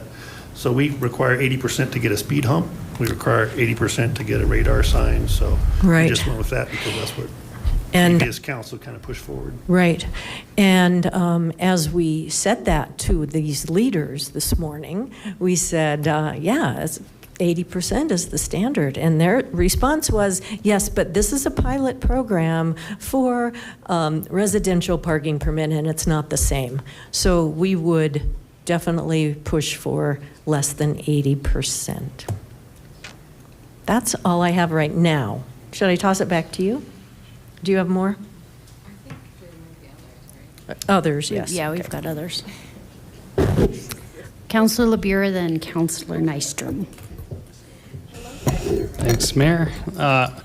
I'm just wondering, I mean, this code is fairly specific, and I'm just wondering if it's, if it's in our best interest to have this kind of specificity, or whether or not it would be better to have more discretion, in your department to be able to make these decisions without having to come back to council and, talk about thresholds and foot distances and that sort of thing. I mean, I know we don't want to Denver or Lakewood, but, there's like 3 paragraphs in their ordinance specific to RPPs that basically say it's going to match a management plan, it's going to be in the best interest of the citizens, and it's pretty vague. And I do remember many moons ago myself writing some of the regulations for that and being sort of unencumbered by having to go back to council and ask for changes. And I'm just curious your sort of thoughts on that, if that's value added or if there's some value to having council being this in the weeds on this.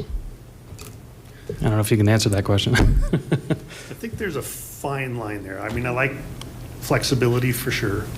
But I think it's also important for everybody to know kind of what the guideposts are, and we kind of work around the guideposts, but yeah, to leave it totally open to where there's just, unencumbered, I think would be tough for both sides. It'd create a lot of angst on both sides probably. Okay. But you wouldn't mind, or I guess it might be value added, it sounds like, if we, I'm trying to get to sort of Councilor Sink's point, which is like, it seems like, 80 might not be the magic number, but we're probably ill suited to pick the magic number up here. So I'm just trying to figure, how to square that circle or whatever. So anyway, appreciate your answer. 80% might not be the best number. I mean, that's one thing we'll certainly learn in a pilot. I would just point out that for every percentage less than 80, you have a higher percentage of people who would have said no, but are going to be put into the program. So bear that in mind as well. So that, I think that kind of argues for maybe a higher number, but again, it's a pilot program. That's a good point. And I will say, I've seen a lot of people pretty angry with these similar programs in cities after they get it and realize that, sort of the way it works is it's like a fishing license and it's restricting access. And once people start only getting a couple cars per minute or whatever, then people start to be frustrated with that side of it too. So anyway, okay. Thanks. Appreciate the answers. Councillor Nystrom. I agree that 80% seems excessive, and this is, I appreciate the diligence, and this has been out there for a while, and however, I got a bunch of emails from people that, maybe don't follow city council meetings on a regular basis and may not know all the history here, but, I definitely heard tonight, like, they want some flexibility and want people to work with them a little bit, so I hope that would be a consideration. I would also suggest that, first of all, if we're going to spend $150,000 on this, including startup costs, which I understand is a legit thing, that, not everyone's going to be included in the pilot, and you may get more applicants than you can incorporate into this, that perhaps we should just start with some signage in some of these areas. Because from what I understand, that's been pretty successful at Lakewood High School. Signs are put up. There isn't a big issue there. So we're kind of going from zero and hitting the gas and going signs and patrols and all of that, which is great. But again, we're probably going to have some neighbors or some residents that are interested in being part of this program but won't have the opportunity to be part of the pilot. And if this pilot's going to last for 3 years, there's going to be growing frustration with those groups, right? So, again, if that's an option and there's some latitude, I would say let's put up some signs in some of these areas where, even near this restaurant that people have, it's been a problem for 7 years. And maybe people that are parking there really don't know that they shouldn't be. And it sounds like we have an opportunity to work with the restaurant owner on the parking in the back of the building, especially with the hours that were mentioned as far as when people start their jobs and when they leave at night. So that's my suggestion there. Thank you. Councillor Lowe. Well, I first of all appreciate the discussion and the questions from Councilors Sinks and the Mayor Pro Tem on this. And I think on the 80% versus 70% distinction, I'm inclined to follow your all leads. I think that point could be argued in either direction. I did want to bring up one other concern I have in reviewing this ordinance. 40% of our city rents, and there is one specific provision of this ordinance as drafted that lays out that only an owner of a property can sign a petition to reach this 80% threshold. On reviewing this draft of the ordinance, I feel very strongly that this is not consistent with Lakewood's values. Although the owners certainly have a very important stake in this question of whether an RPP is established, they're the 40% of our city that rents. Many of them have rented year after year after year, and they park, and they have a very legitimate interest as well in the question of whether an RPP is established. And I really do, I fully recognize that specifically in the area around Abruzzi's, I'm not quite sure how many households we have that are renters, but more generally, creating a standard, this two-tiered standard that a renter is somehow less than an owner with respect to community decision-making process like this, I think is problematic. So I just wanted to mention in advance that I've drafted, I think the mayor has circulated, and I will be offering an amendment to that section. It's to 10.38.070. I've got it drafted here, and I'll offer it at the appropriate time. I'm going to hold off to see if our Ward 1 colleagues have any amendments first to the threshold issue, and then I'll offer it after that. This issue of the precedent of an 80% threshold around a speed bump came up. My understanding from city staff over the last week is that that does not have a requirement that they have to be an owner. One other thing I will mention, there's one tweak that I'm making to the amendment from the version that you all saw that the mayor circulated over the weekend, which is to clarify that a renter has to be on a lease for 30 days or longer. The question arose of whether this would somehow open the door to an STR rental signing a petition, and I think that's a little outlandish, but it doesn't make sense to allow an STR renter to sign such a petition, so we'll have a 30-day requirement. I'll introduce the wording of that at the appropriate time. I think other than that one tweak, the mayor circulated that language around. I'll offer it in due course, but I do think that just as a matter of equity, it's important that that provision be offered. Councillor Ryan.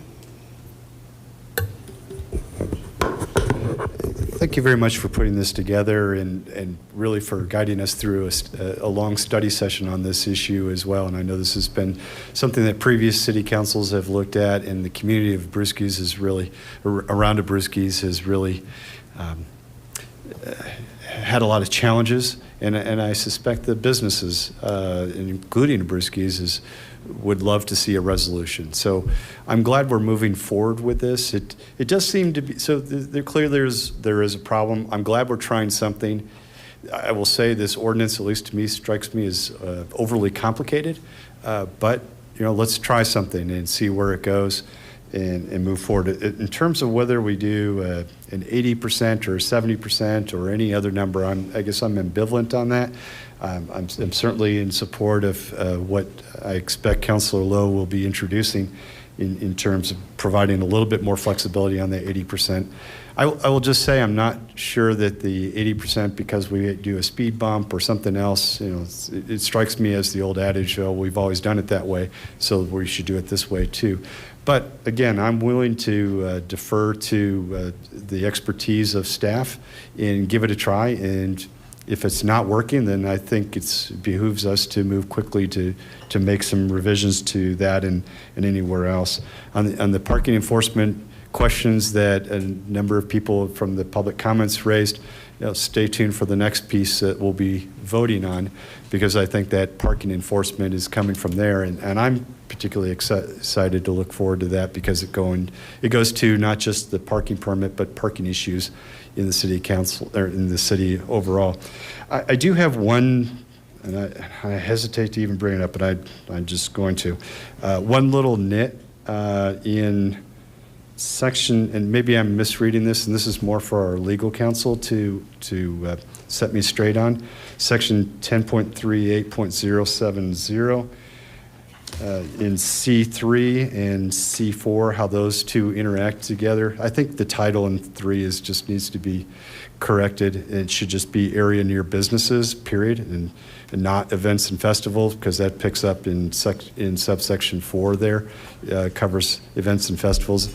I guess I get a little bit nit on that, just because I rely on those to understand what I'm going to be reading, and my understanding is 3 is completely different from 4. So maybe when we are doing all of our amendments, we can clean that up as well. And then just one other clarification. It's my understanding this is a 2-year pilot program with a 1-year look back, not a 3-year. Am I reading that correctly, or am I? I believe that's the way we wrote it. Yeah, okay, thank you. All right, Mayor Pro Tem Sharazai. Yes, thank you. A couple of comments and then one more question. I appreciate the sentiment about maybe there is a level of complexity applied to this, but I would be hesitant to put staff in like a position where this would be political for them. So the more that we can be prescriptive in spaces like this, we have seen where we've been less prescriptive and staff has been put into a really uncomfortable position by making administrative decisions. So I'm in favor. Let's look back in a year and see if there's less complex path that we can take on that. Lakewood High School has been brought up a couple of times tonight. Lakewood High School's signs were paired with enforcement at the start. So signs alone did not ward off that the parking challenges there with the students. That was a long, major topic that Ward 1 dealt with, but it wasn't just signs alone. So I do think that that's an important thing to know, and glad that we're starting to see enforcement being paired with this solution here. My question though is, could you point, there's some anxiety about section 10.38090A. Give us an example of when you would revoke a permit.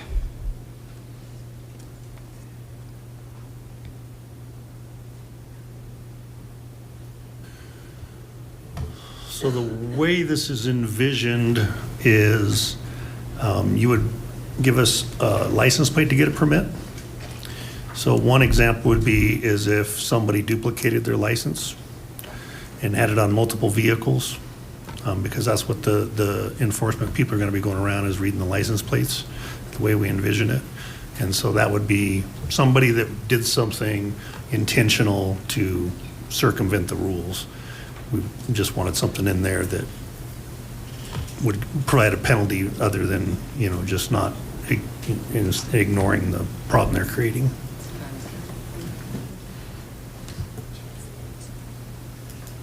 Councillor Sinks. Thank you. Section 2 is on the bottom of page 6. It's pretty short, so I'll read it. This ordinance shall take effect 30 days after final publication.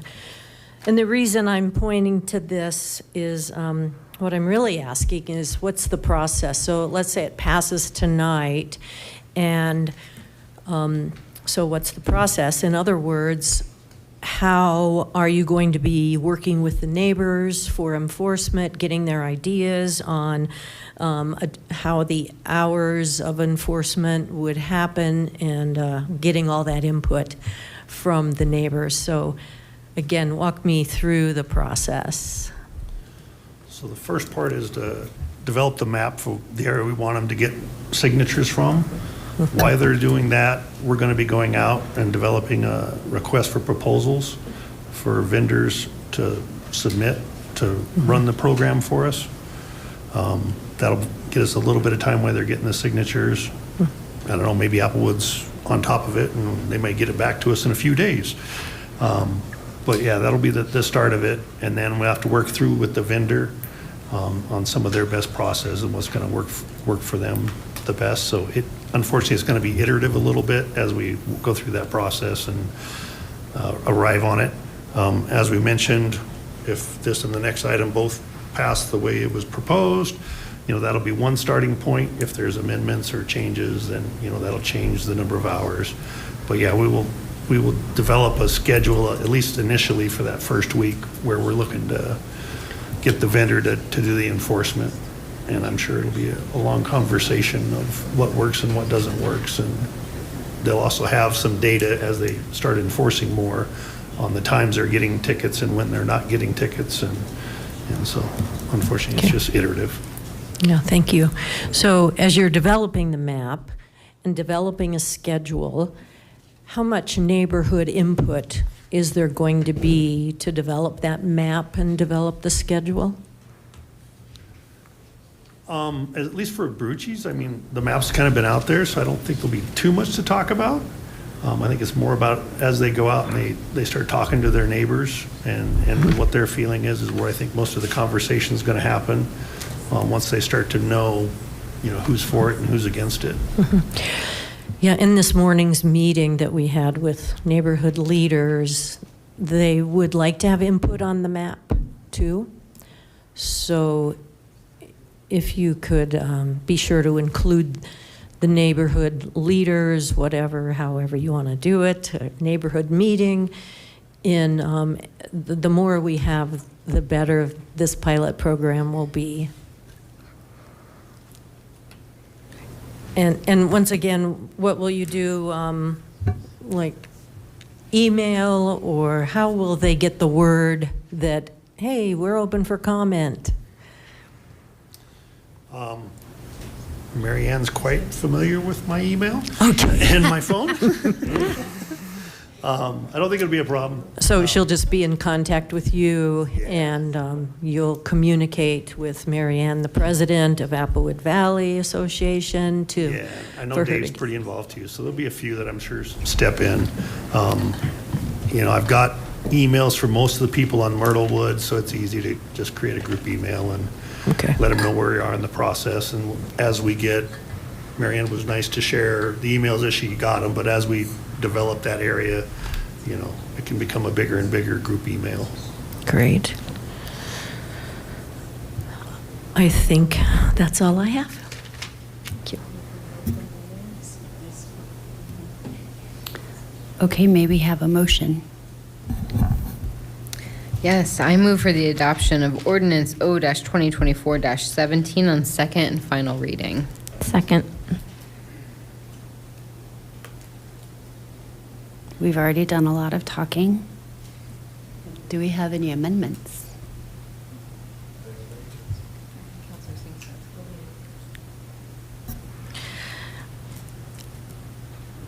I would like to make an amendment that 10.38.070A changes from 80% down to 70%. Second. Discussion. Okay, are we ready to vote? Go ahead and cast your vote on the amendment. This is reducing the threshold from 80% to 70.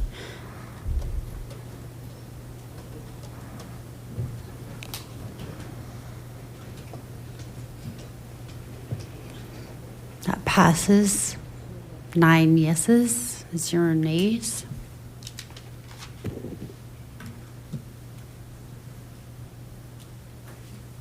Counselor Lowe. It's a little bit more complicated, so I have this written down on paper if anyone wants to read it. I move to amend ordinance 2024-17 to amend section 10.38.070A to insert after signed by one owner on line 3, or resident who is a lawful lessee on a lease of 30 days or longer in duration. So that's part 1 of the amendment.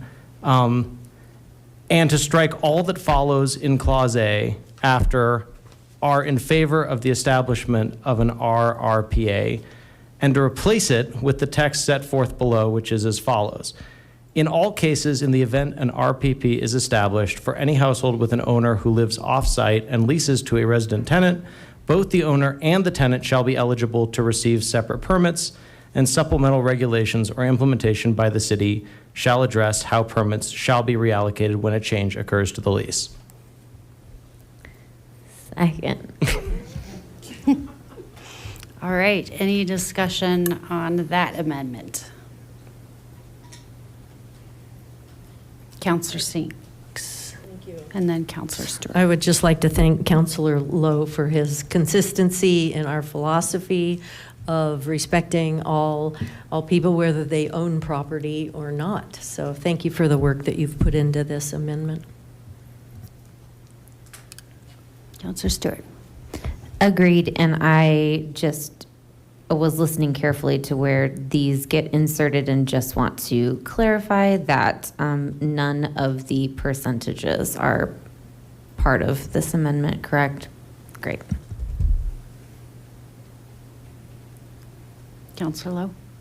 Correct, and I would just add, if anything, this amendment will have in the case of Brewski's, the Brewski's area, admittedly extremely marginal effect, but an effect nonetheless in slightly reducing the burden on getting to this threshold, because a household can be represented by an owner or a renter, and that could actually be significant in another part of the city. All right, with that, we will go ahead and cast a vote, this one being specifically for Counselor Lowe's amendment. Vote yes would be changing that verbiage to include leasing as noted.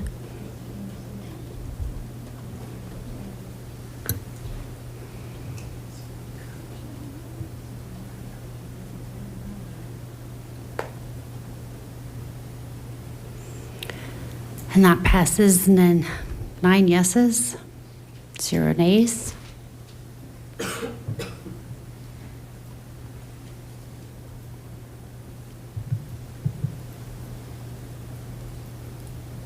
All right, Counselor Ryan. So I move to amend the ordinance in section 10.38.070, subsection C3, to remove to delete the words event or festival. Second. All right, any discussion? Okay, and with that, we'll go ahead and cast your vote. A yes being removal of event or festival.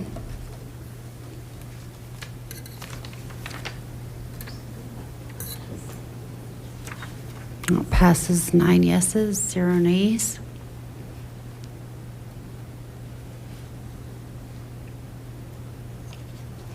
Any other amendments this evening?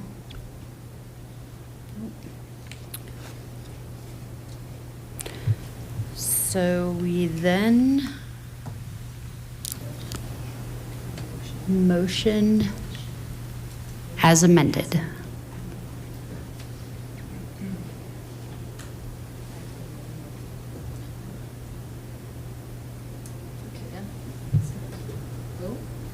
Oh, I think we need another motion, correct? No. No, okay.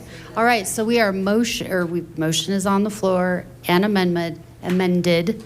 A vote yes will be voting yes for the amended motion.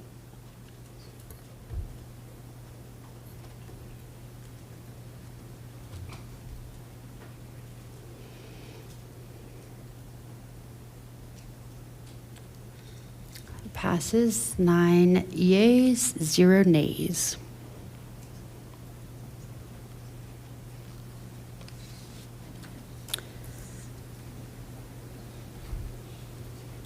All right, moving on to item 12.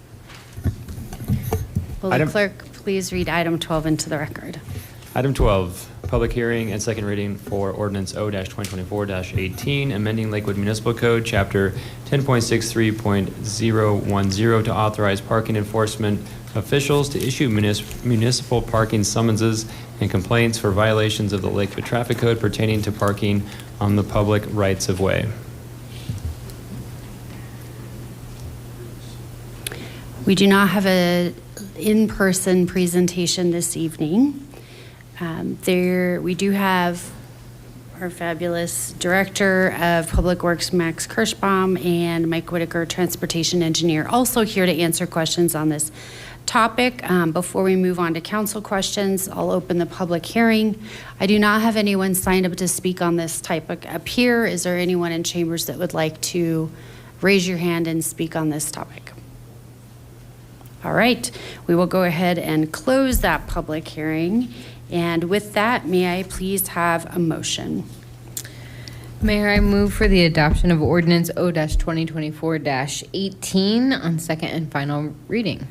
Second. And we'll open the floor now to comments and questions from council members. Do we have any comments or questions on item 12 this evening? Councilor Over. Thank you, Mayor. Could we discuss why the pluses and minuses of using a vendor versus our own people? Whoever knows the answer to that.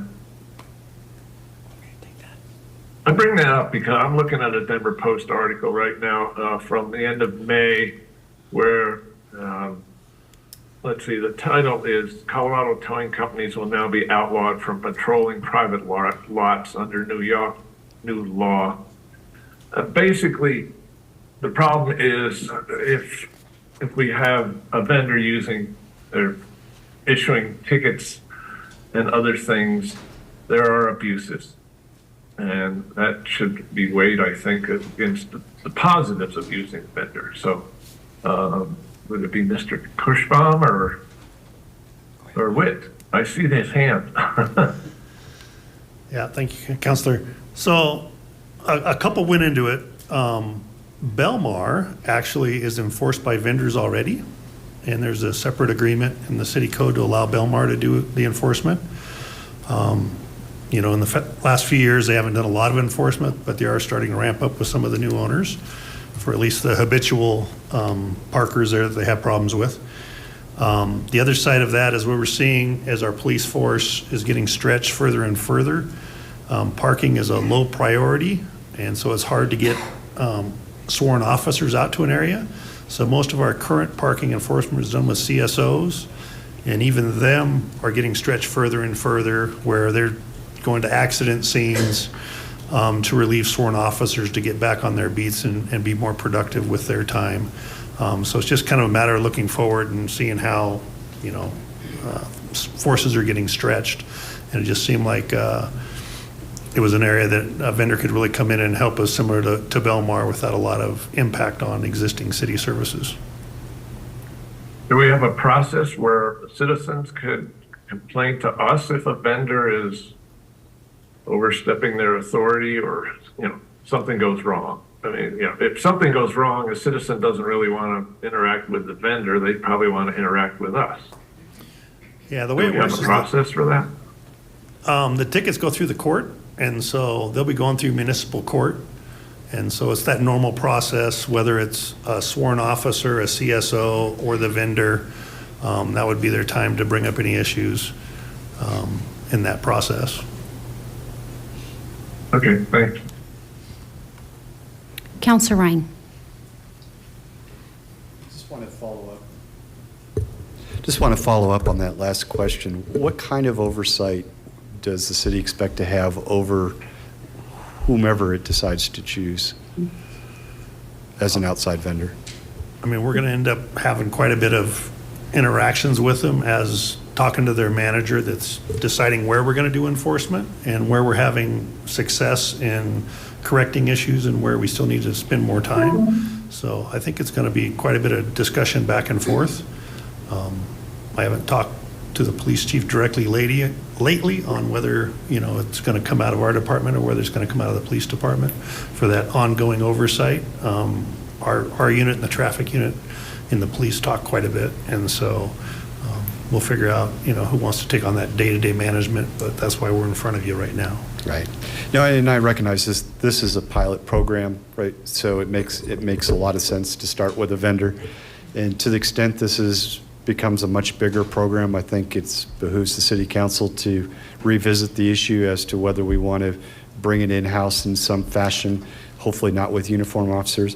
I will say I'm a big supporter of this program, and in the sense that to the extent that we can relieve our uniform officers from having to deal with parking issues and let them focus on the job that they are able to do best, I'm in favor of really anything that will help our police department do, allow them to focus on those issues. So I'm in support of this.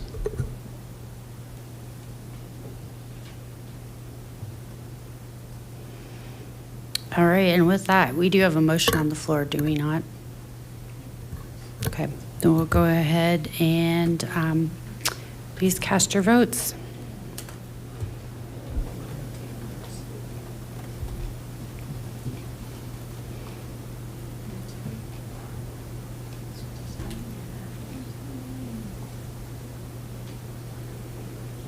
And that passes 9 yeas, 0 nays.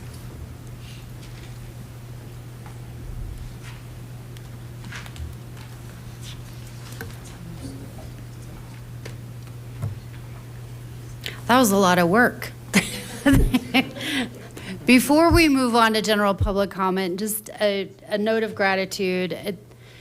It was a lot of work for us to get through all that. It was an enormous amount of work for staff to get through everything that got us to this evening. So thank you for all of you that are here, and for everybody that is behind you that supported getting us here this evening.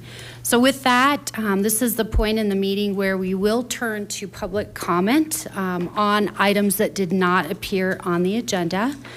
All comments will be directed to the City Council. I will make note that we do have lakewoodspeaks.org open and available for anyone that would like to submit a public comment through that online method. You can do it from your phone, and it will be public and added to the record of the meeting tonight, just as what you might come forward and say. So if anybody would like to add there, they certainly can. I will ask that all of us here in chambers this evening stay quiet. We're listening to each other. This is not a back and forth. We are here to hear from our residents on concerns this evening, and out of respect for each other that's coming forward this evening to share their thoughts, would ask that everybody be respectful for each speaker that's up here as they are. If you have any handouts for City Council, I would ask that you leave that with the clerk, and he will distribute that after our meeting this evening. And we will start with the sign-up sheets, but again, as we get to the end, I will open it up. If anybody has not signed in yet that did want to come up and speak, you will certainly be given the opportunity to still do so. So with that, anybody, as you come up, we will ask for name and address, or name and ward. We have individual speakers will receive 3 minutes to speak, and for those with pooled time, we'll need to see a show of hands of everybody that is here and signed up, but with 4 speakers, you'll get 10 minutes. And I do have two pooled time speakers that will be participating this evening. So with that, we'll go ahead and start with our first one, and that is Linda Bodwin. And Ms. Bodwin, oh, there we go. Okay, thank you. I need to see Joseph Rhodes, Nick Strobel, and Paige Riley, please. Okay, thank you very much.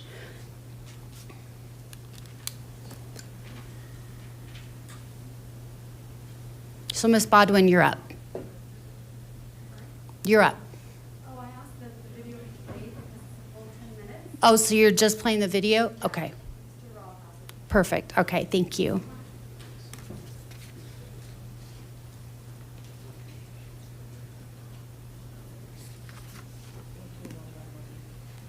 We left Gaza.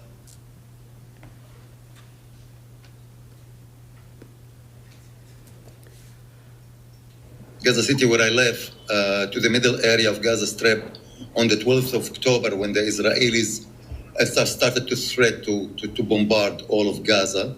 They asked all the inhabitants to leave. Majority of people, they ran for their lives. So I took refuge at my grandparents. At the beginning with my bedridden mother. She's 82 years old.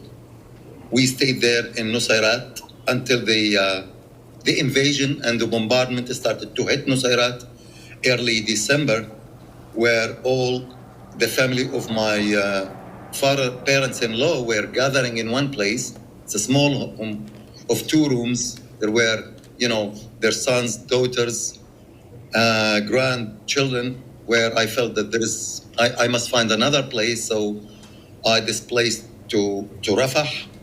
I was so lucky to be hosted by a man from Abdel Al family.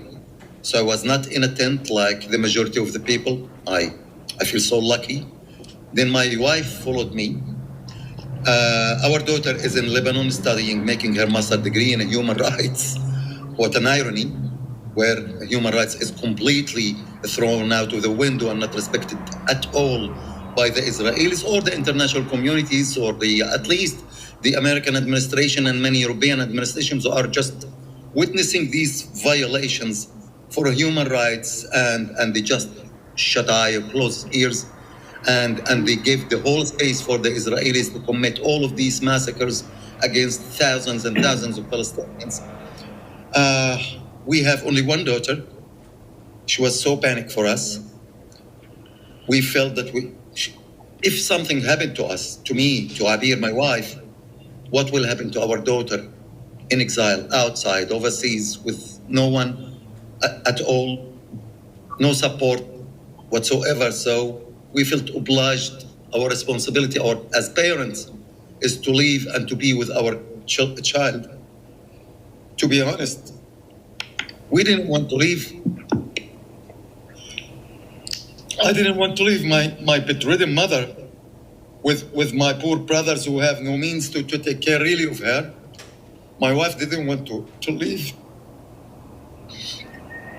Also her parents, who are also depending on her, but we felt our first responsibility toward our daughter. So we had to leave. On 12th April, like 2 months already, we arrived to Cairo. We spent 6 months and 10 days under the bombardment, under the war. We went through all the horror, the terror, the torture, the agony that no one can imagine but one live it. Whatever words could be said can never ever explain what is happening there. It's a continuous nightmare of every single moment, not only of being afraid of being killed any moment with random bombardment, but mainly those, these drones in the sky all the time with its annoying noise, which they make it on purpose, so annoying you feel that it is inside your head. And you know that there is a young soldier behind the keyboard, using it as a PlayStation, a video game. You never know if you are going to be a target or not. I was walking my little dog in the street, and each time I think, wow, maybe this will be a very provocative image for them to see a civilized person in Gaza walking a dog. Let's kill him. Let's not show such an image of human beings in Gaza. I was cutting my walking because I was really afraid. I went back much earlier than I wanted home because I was invaded by these ideas. Every single moment you think that you would be killed collaterally or purposively, and you don't know why. And that happened for more than 40,000 people. In the media, they are talking about 37,000. We know in Gaza that there are more than 10,000 still under the rubble. Many of them are friends of mine. They are using every mean of torture and killing. When there is among the population of Gaza, the 2.3 million people, at least 20,000 people of kidney failure, more than 7,000 of cancer patients, injuring more than 86,000 people, and then destroying all hospitals, preventing any entry of medical supplies. That's absolutely slow killing, and it's purposive. When they prevent food to enter, this is a purposive starvation. They lead people for famine. When they cut water, they target water stations, water desalination stations. They cut the water supply, which used to come from Israel to Gaza. They just kill people slowly, beside the direct killing, and they kill us with all means, by explosive our body, by hitting the buildings above our heads, smashing the bodies, under rubble. 17,000 children killed. 17,000. Every single child is the whole universe of a father or a mother somewhere. More than 9,000, 10,000 women just killed in vainly, just like that. It's absolutely anything but a war against Hamas. It is an absolute genocide against all Gaza people. When they destroyed more than 60% of all the buildings, the housing units of Gaza, when they destroyed all the infrastructure, the water, the sanitation, the electricity, the communication, when they destroy all the schools, all the universities, all the civil institutions, completely destroying it. This is not a war against Hamas. This is only a genocide against the Palestinian people in Gaza. And as many of them, like the Minister of Tourism or whatsoever, he is asking to hit Gaza with nuclear weapon, and he's not even accountable for his incitement against the humanity. It's okay that the Israelis, whatever they do, it's okay. It is acceptable. Why? I'm sorry. I'm getting very tense, and people are starving. The people are dying. They cannot find food, you know. I have salary. I have good income, you know. But in Gaza, I could not find adequate quantities of food because there is no enough food in the market. The price is so incredibly increased. I arrived to Egypt with 18 kilograms loss of weight. I arrived to Egypt with severe malnutrition and anemia. I had to go to a doctor for the first 4 weeks, taking supplements and medications. Imagine those people who have zero, you know, nothing. They stopped the life there, you know. People are only trying just to be alive and nothing else. There is no works, there is no productions, there is no education, there is nothing. Only people trying to survive in tents and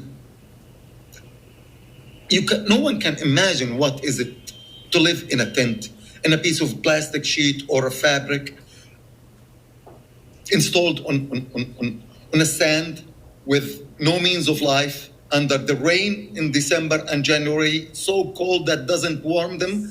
Now in the very hot weather with no ventilation at all, insects entering there, snakes, reptiles. They are not safe from the nature as they are not safe from the Israelis. And the whole world, it's like collaborating to support the Israelis against us. You know, it's annoying me, this what's so-called food airdrop. It is killing exactly as the air strikes. It's killing us because first, many times the parachute failed to open and fall on the heads of people. More than 7 people was killed by this food parcel. They are sending like 10,000 meals per day to feed 2 million people, where people, when it is reaching the ground, people are hungry, so they fight over it. They hurt each other because each one wants to take part, and that's a human instinct. That's fair, so they kill people in this way, and also they show it off in the media as if it is a mean to feed the Palestinians, so they spare the Israelis from their obligations to allow food to enter. I prefer not to see it. This should pressure on Israel to allow the food and the water and the medicine and the free movement to the Palestinians in Gaza. Now they destroyed the whole premises and the buildings of Rafah border crossing. There is no crossing. I don't know if I am going to go home any soon.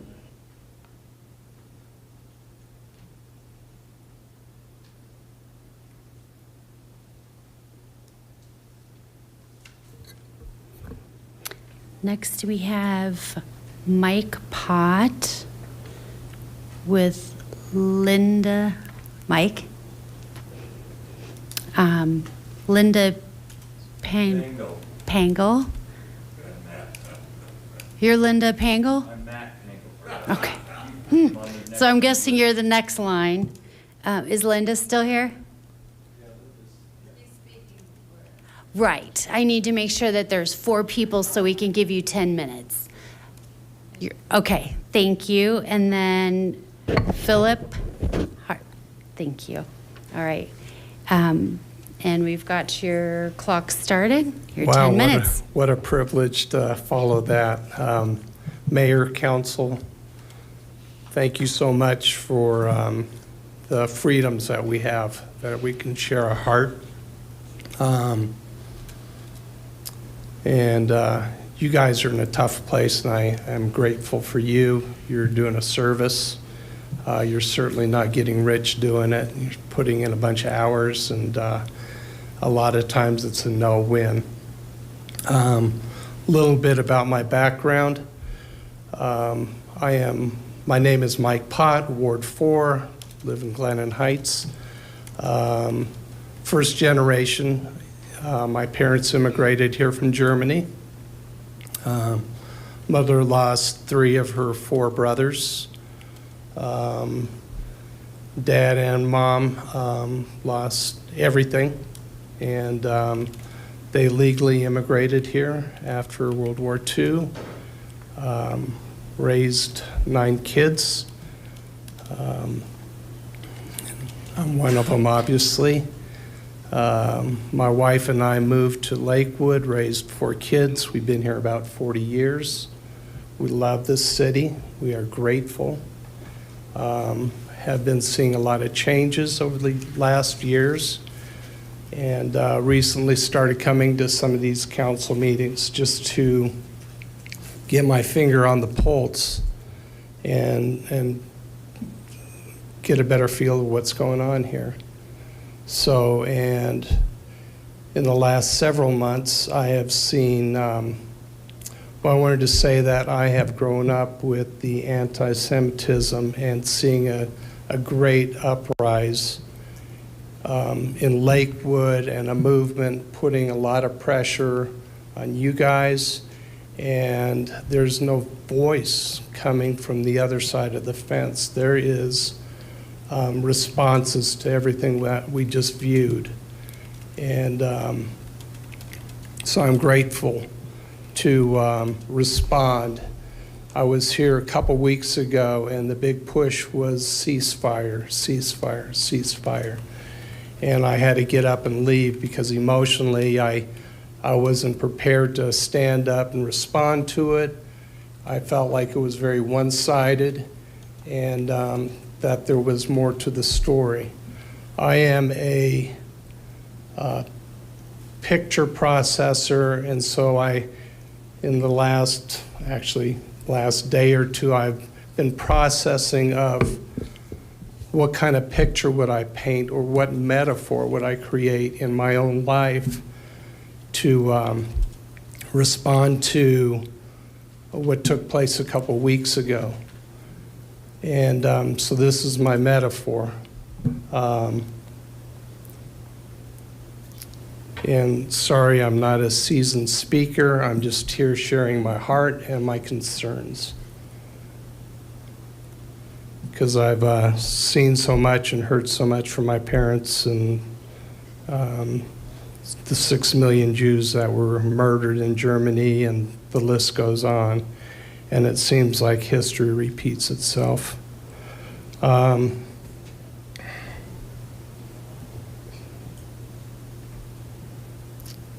So my metaphor is, and I'm trying to put myself in the Israelis' shoes, to be in their skin. And so the picture I'm going to paint is, I live in the city of Lakewood, and there's a small island in Lakewood that was carved out, and we'll call it Glennon Heights because that's where I happen to live. It was carved out because of the people groups, the Arabs and stuff, that were living in Lakewood, the city of Lakewood. And so the city of Lakewood carved out this island and to honor and try to bring peace. And this is all open for debate. And I'm not gonna, we don't have all night here, but I'm addressing the ceasefire.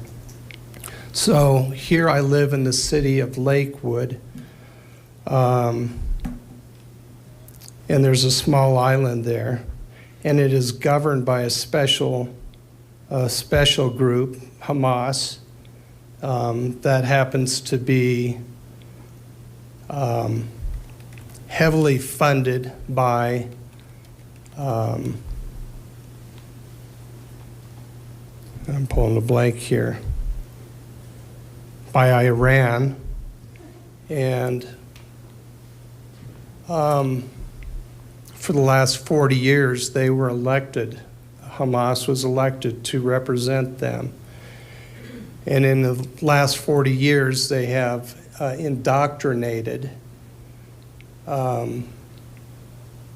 The school children, the maps, Israel is not even on their maps because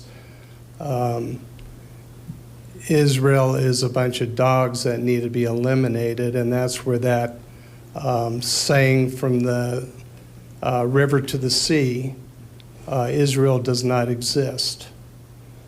Over 350 miles of tunnels have been created in Israel, in Gaza area, to bring in armaments and control. Hamas is a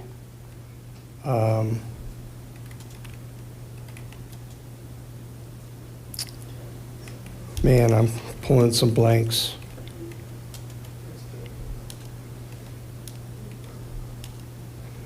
So anyway, here in Lakewood, we got 350 miles of tunnels with missile sites being shot regularly to destroy.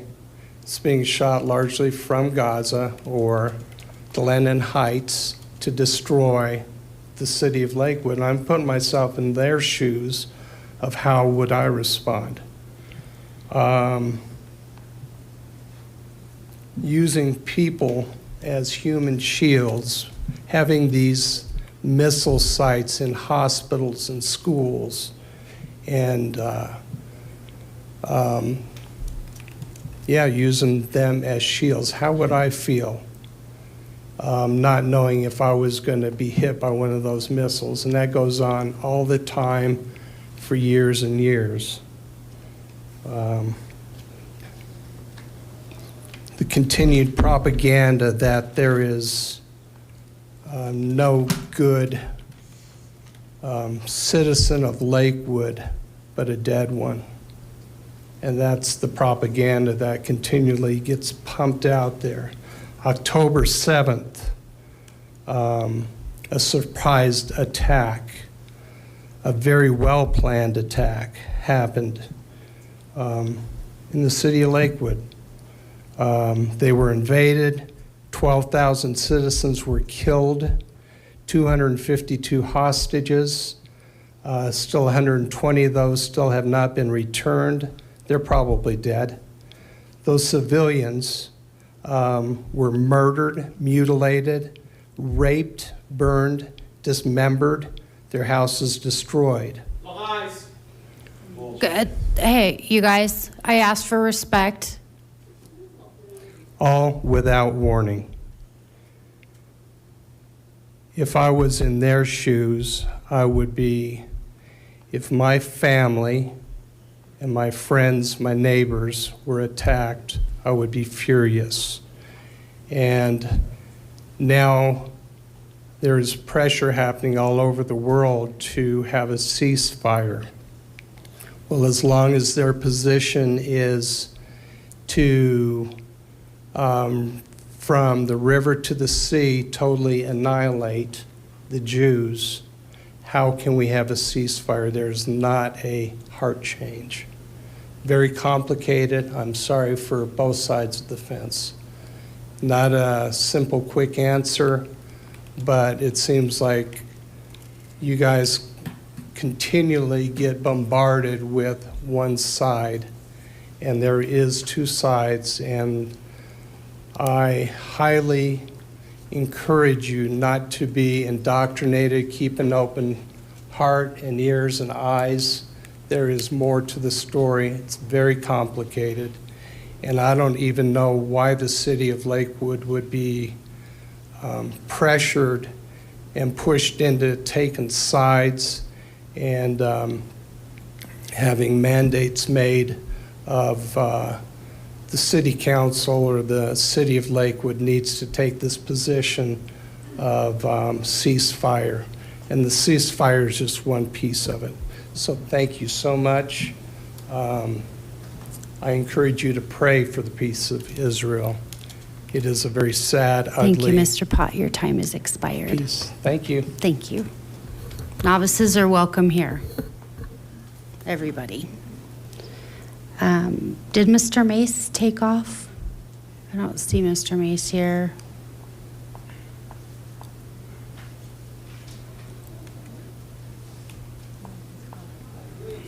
Thank you for checking.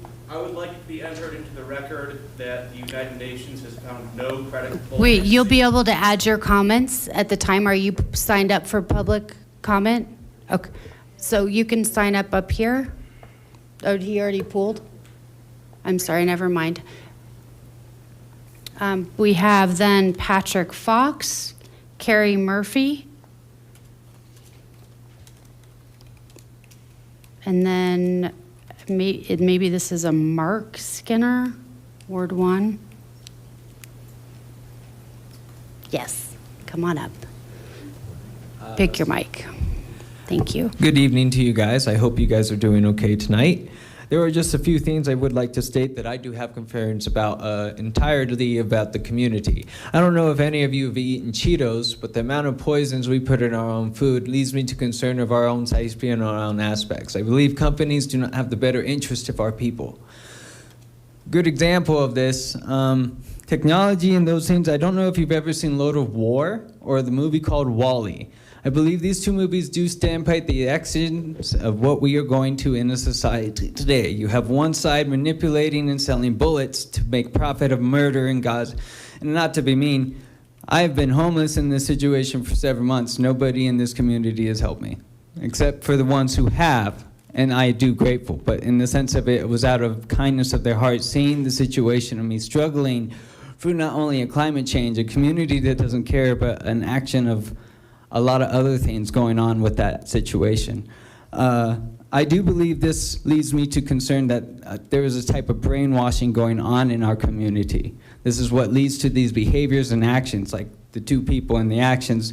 I think in the sense of what Jesus would do, would see both sides of that situation and say both sides were wrong. Fighting is what led to those actions. And this is what I'm seeing out of it. You got no situation of understanding your own backyard, but you're going to go into someone else's and tell them how to run theirs. What I'm saying in our own backyard, we got poison in our own food, our own government's bombing and terrorizing our own system of, our functions. Homeless situation that has not been solved at all. To the drugs that are currently going on and making those scenes worse, on top of the climate issue that we are all currently living in that nobody but recently are currently addressing. I feel these things are substantially brainwashing and confusing the society of what's really going on to our people. That's what concerns me. I should see these people getting along, but I see conflict on a situation that we're not even involved in. On the top of, hearing that these people care, but where were they when I was in the situation living in the tent? And I have been in this situation for some time. I think we all need to just reflect, and I will keep you all in my thoughts and prayers, but I think we all just need to reflect on what the serious of the situation is as a whole, if I may state my opinion. But have a good day, guys. Thank you. Thank you, Mr. Fox. Carrie Murphy.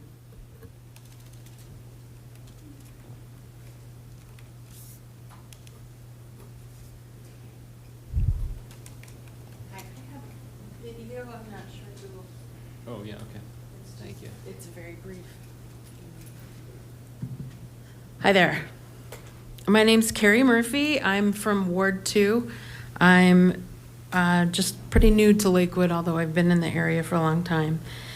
And before I get into my plan comments, I wanted to express that I appreciate your support of Ordinance 0/2024-16 tonight. I work in affordable housing, and the best way we see for people to gain self-sufficiency and exit homelessness is deliberate and thoughtful connection to services.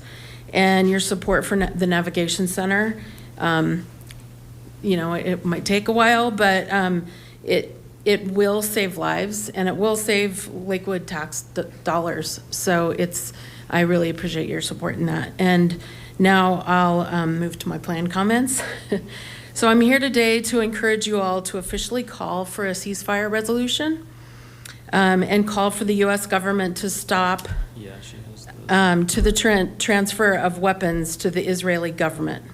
The city of Lakewood can make a difference if you speak up, and your voice can pressure state leaders to call for those same demands at the federal level, and that will save lives.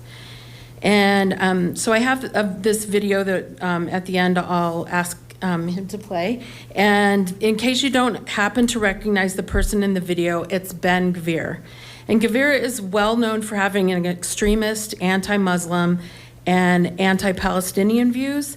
And as you watch this, please keep in mind that he isn't just a layperson with these views. He is Israel's Minister of National Security, and he has real power to sway policy.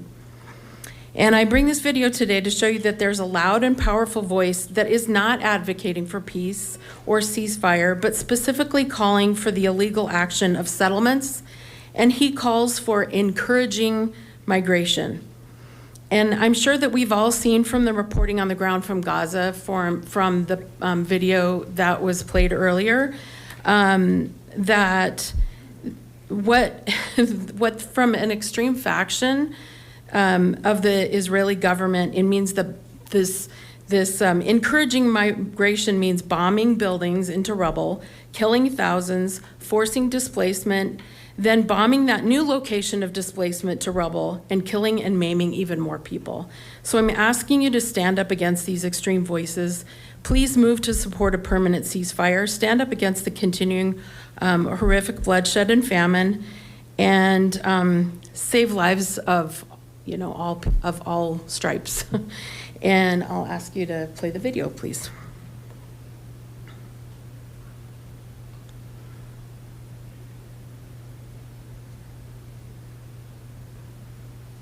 אבא, מה הפתרון לעזה? מה הפתרון לסוגיה הכל כך מסובכת הזאת? כיבוש, התיישבות ועידוד הגירה. רק בצורה הזאת אנחנו יכולים לפתור את הבעיה של עזה. לכבוש את כל השטח, להתיישב בכל השטח ולעודד הגירה, מרצון כמובן, של כמה שיותר אנשים שיגעו למדינות אחרות. אנחנו צריכים לחיות בביטחון. אבא, מה הפתרון לעזה? That's it. Thank you. Thank you.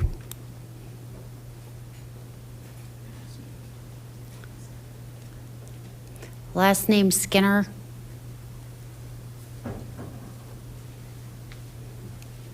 Then we have Sarah Nelson and then Karen Haverstein. Thank you, Mayor and council members, for providing time for me to speak tonight. My name is Mark Skinner. I live in Ward 1, near Vivian Elementary School. As you know, Vivian is one of 16 schools closed by Jeffco school system. Currently, there's an RFP and a bid qualification going on. It's underway, and there's plans to try and redevelop the property. The process is scheduled to be completed in the fall.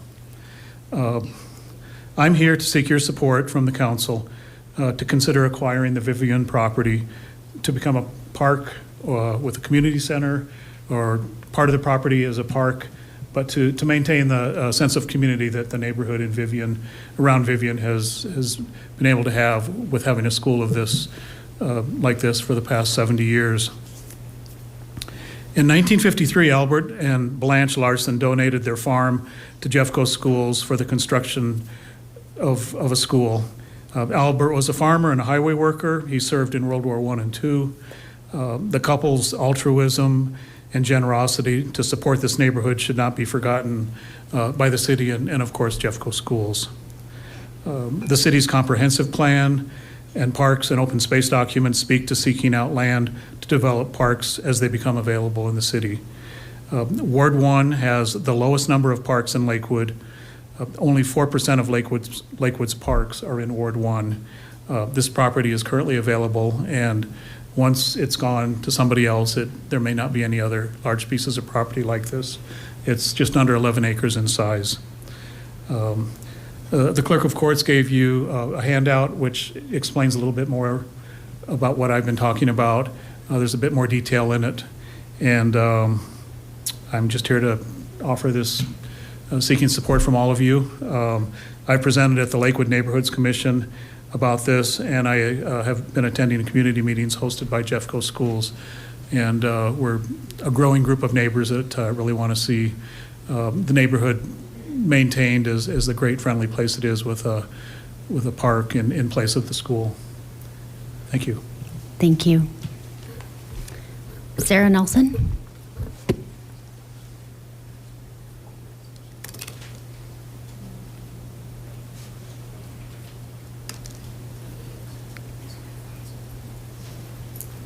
Hi, my name is Sarah Nelson. I live in Ward 1.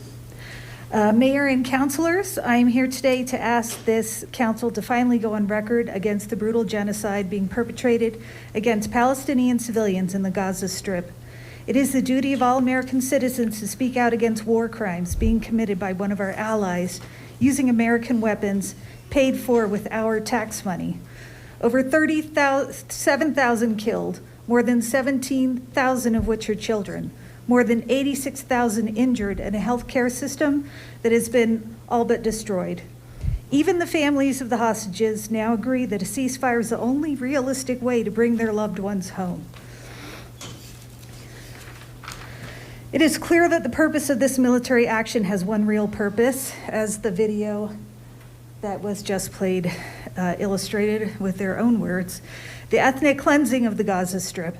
I'm tired of watching the people in Gaza slowly starve to death in front of my eyes every day on the internet, while people in power are either enabling it, not the people in this room, or being silent.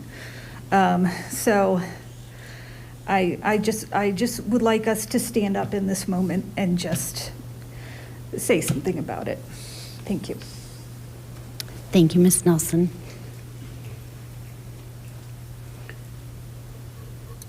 Karen Haberstein, then Sarah Napier, then Carol Napier.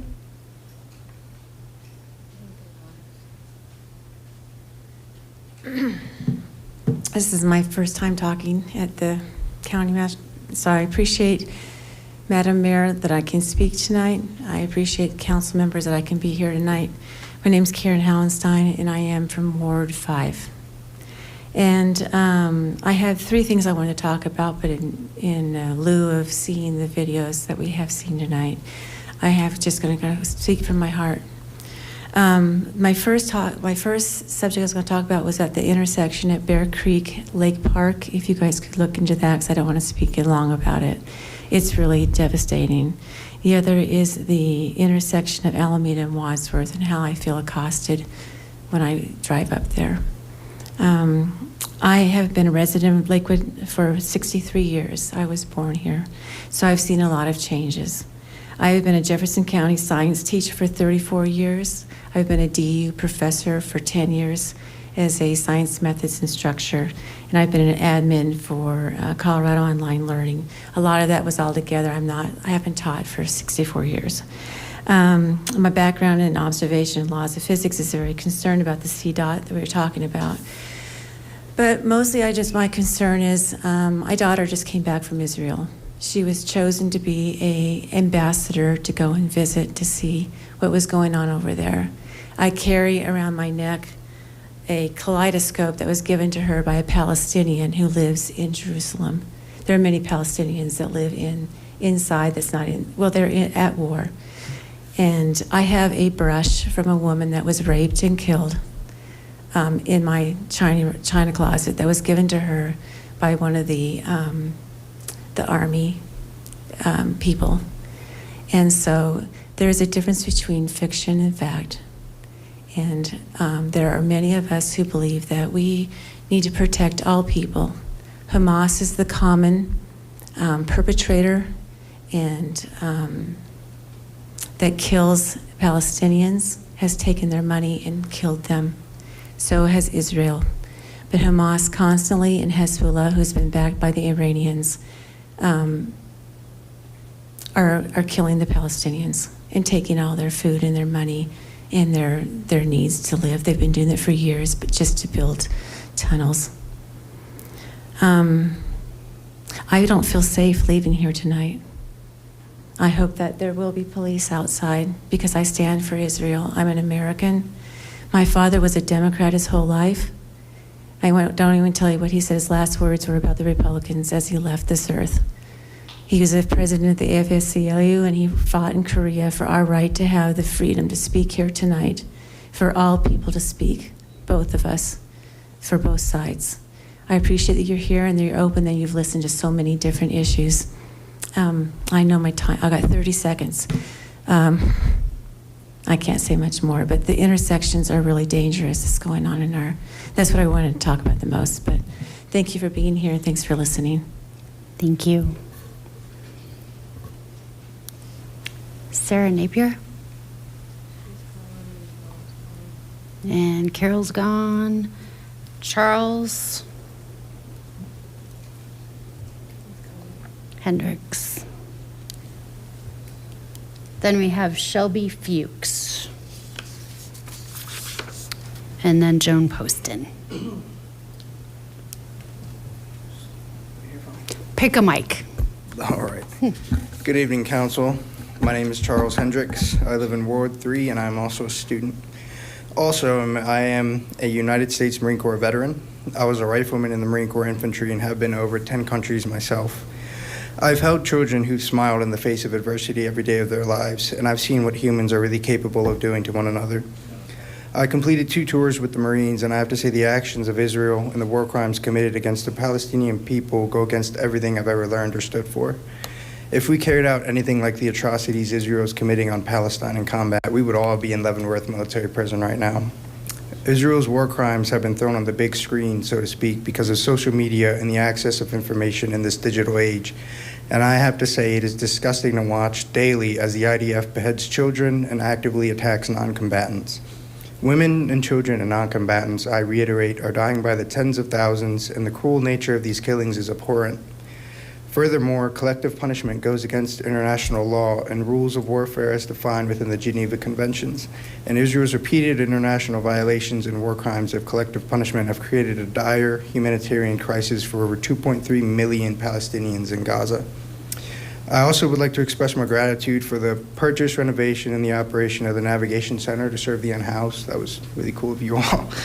And as a student veteran as well, I'd like to acknowledge that the students involved in these protests against the genocide in Palestine have been clear and consistent in their messaging. Anti-Zionism does not mean anti-Semitism. It must be made clear that the Council understands this. The Board of Regents today also condemned the use of the word intifada, which simply means uprising. These protests have been 100% peaceful, and it is shameful for our elected regents to be treating our students in this manner. And I'm glad we have the freedom to stand before our local government in this manner because so many other nations do not have that right currently. Freedoms we don't even think about because they've always existed as Americans, but being blissfully ignorant about civil rights and liberties being taken away all over the world should make you stir in your seat. Witnessing firsthand the atrocities committed by Israel should make your stomach turn. And also, unfortunately, history does repeat itself as we are watching a genocide in real time. And any country that has the Iron Dome missile defense system, which is the foremost missile defense system in the world, should not be the ones afraid. The ones afraid are the thousands of displaced and hurt in every aspect of the word, the Palestinian people. Thank you, and please ask that the members of the City Council use their influence to reach out to the members of the State Central Committee in their district and ask them to vote yes on July 1st to a lasting ceasefire in Gaza. Thank you. Thank you. Shelby Fuchs. Nope. Oh, perfect.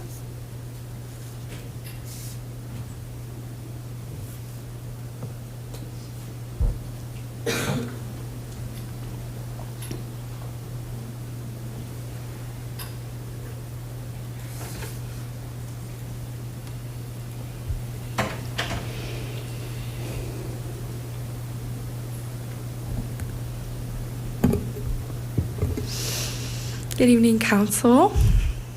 My name is Shelby Fuchs. I'm a resident of Ward 3.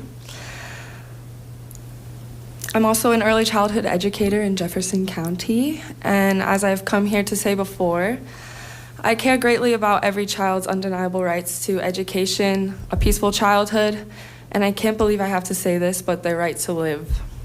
I know it's easy to look away, but these children have lost any normalcy in their lives, and I feel very strongly that this genocide of the Palestinians is a challenge of our community. If you feel tired of hearing this, we feel tired of saying it. If this was happening to you, knowing you could die at any moment, not being able to protect the ones you love, you would want the world to scream with you. That's what we're trying to do. This is an abandonment of morality. and an abomination that Colorado not only supports this genocide, but produces many of the very weapons killing our brothers and sisters in Palestine. Yes, they are our brothers and sisters. They are humans. Humans, have we lost our humanity? Have we lost our morality? These are mothers, daughters, sons. These are brothers and sisters, martyred every day, and we are responsible. As a Lakewood resident sitting before you today, I would like to call on the council to use your influence however possible to reach out to the members of the State Central Committee in your district and ask them to vote yes on a ceasefire resolution on July 1st. I also ask that you use your voice to reach out to members of our congressional delegation to ask that they boycott Netanyahu's visit to Congress on July 24th. This oppressor Netanyahu is currently facing charges from the International Court of Justice for war crimes and crimes against humanity. Our delegation should not be giving an audience to war criminals. He's responsible for the death of over 50,000 people, and these people don't have a voice anymore, so we as the people do not want Netanyahu to be given a voice. He should be arrested, frankly. I would also like to bring up that the CU Board of Regents just condemned student protests organized by members of SDS. As a student within the CU Campus Network, I would like to bring this to the council's attention, as this was a unanimous vote on behalf of the board, including Regent Nolbert Chavez, who is also a Lakewood resident. The passage of this resolution is alarming as it brings up accusatory concerns of anti-Semitism and racism, which are completely unjustified. As a student involved in these protests, my fellow students and I have been clear and consistent in our messaging. Anti-Zionism does not equal anti-Semitism. I will say it again. You have to understand this. Zionism is dangerous. I believe in equal rights for all, and I will continue to fight for all of the people of Palestine, of the people of the Congo, Sudan, and my brothers and sisters on our own streets. The Regents also condemned the use of the word intifada, which means uprising, as Charles stated before. The Regents are falsely claiming that this word is a call for violence. Makes no sense. These protests have been 100% peaceful. As a person involved in the Agrarian encampment protests, I can say firsthand the only violence I ever witnessed was at the hands of the police. Not shockingly. I can share my own story that I was brutally hung and dragged by my arms while my paralyzed lower body was dragging on the floor. And I still hear the area police officers screaming at me to stand the F up. Your time is expired. Thank you. Thank you. Ms. Poston, then we have Joshua Comden and Karen Sweeney Tucker.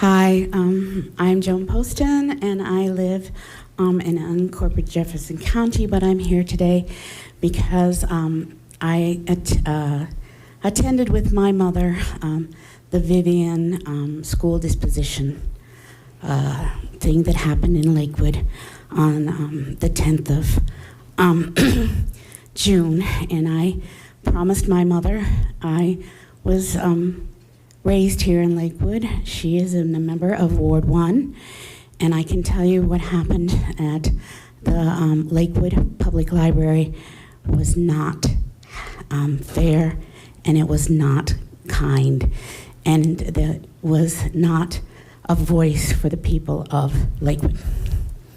So what happened on June 10th is they were to have a Jefferson County school disposition meeting. And they put it in a room, and when the room hit 50 people, they started turning everybody back.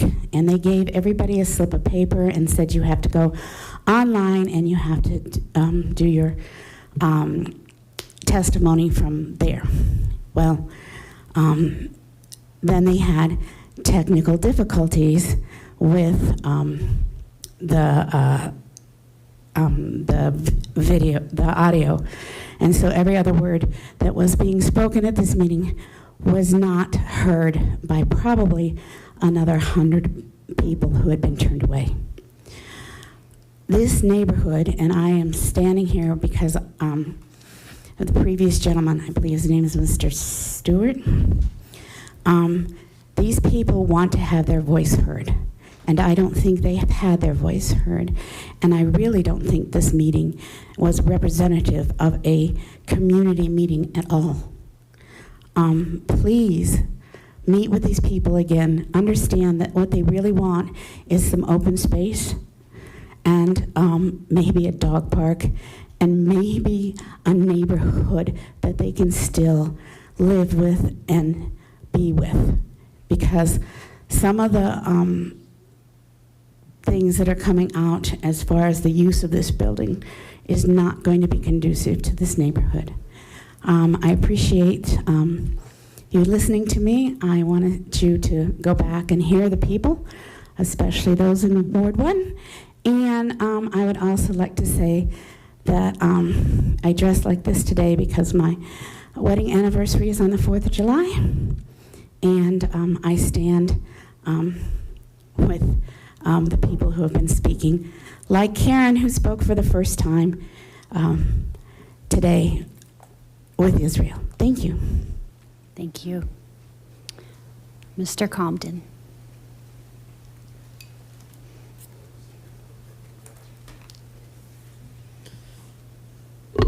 Hello.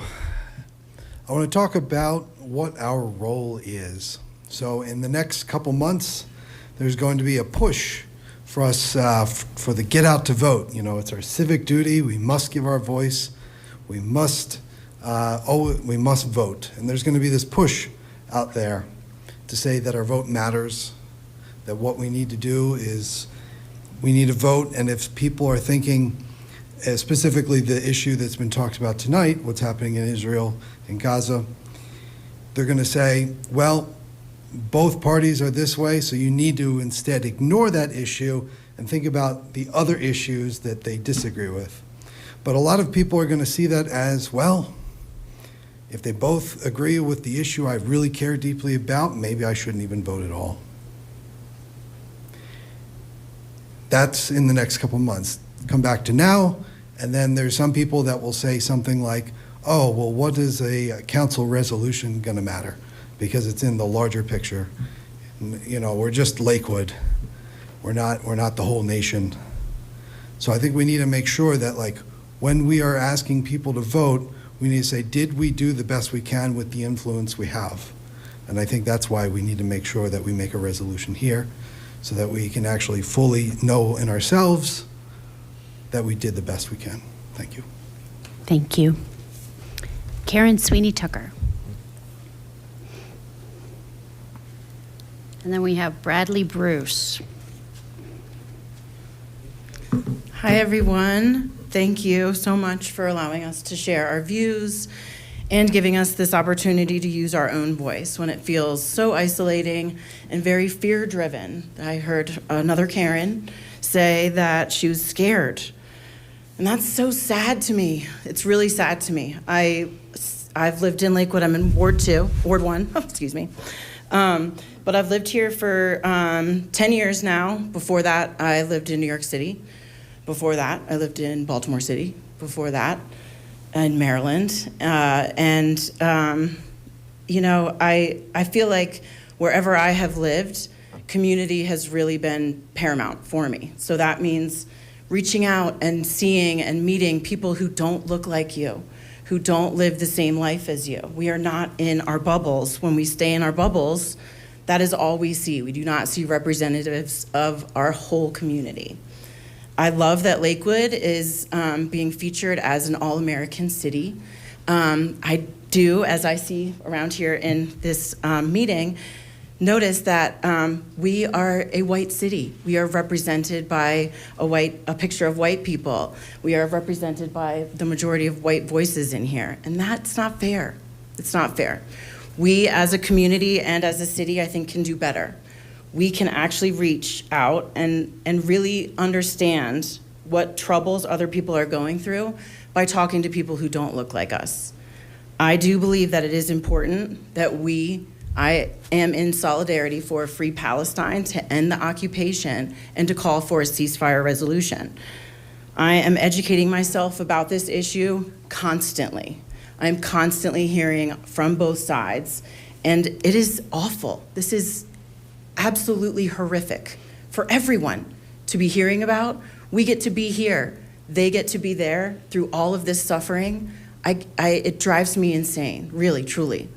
And the only way for me to really take that insanity and not go crazy is to use my voice for my own platform and to stand in solidarity for people who are struggling or cannot use their own.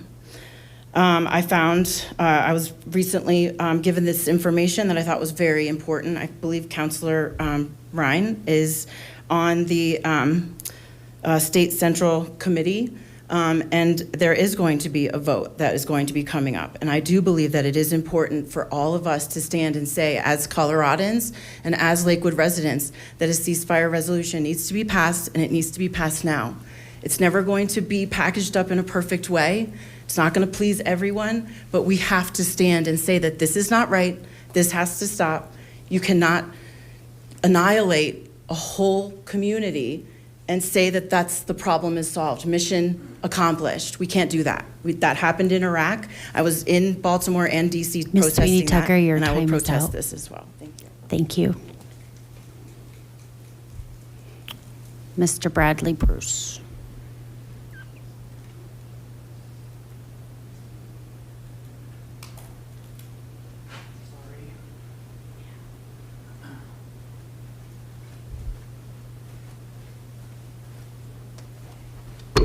Okay. First off, thank you for letting us, have our voice here. I want to say my name is Brad Bruce. I'm from Ward 2. I want to thank both my representatives for showing up. I feel very represented on this council tonight. So, since I was here last 2 weeks ago, the Israeli forces have killed over 500 more Palestinians. That is not just in Gaza. That includes, I think, 30 in the West Bank, where Hamas does not govern and has no authority. And that brings the total confirmed number of Palestinians killed by Israelis' genocidal war machine to over 37,600. I think we heard that 17,000 of them-ish are children. And the ones, and many of them are unarmed men, women, and children.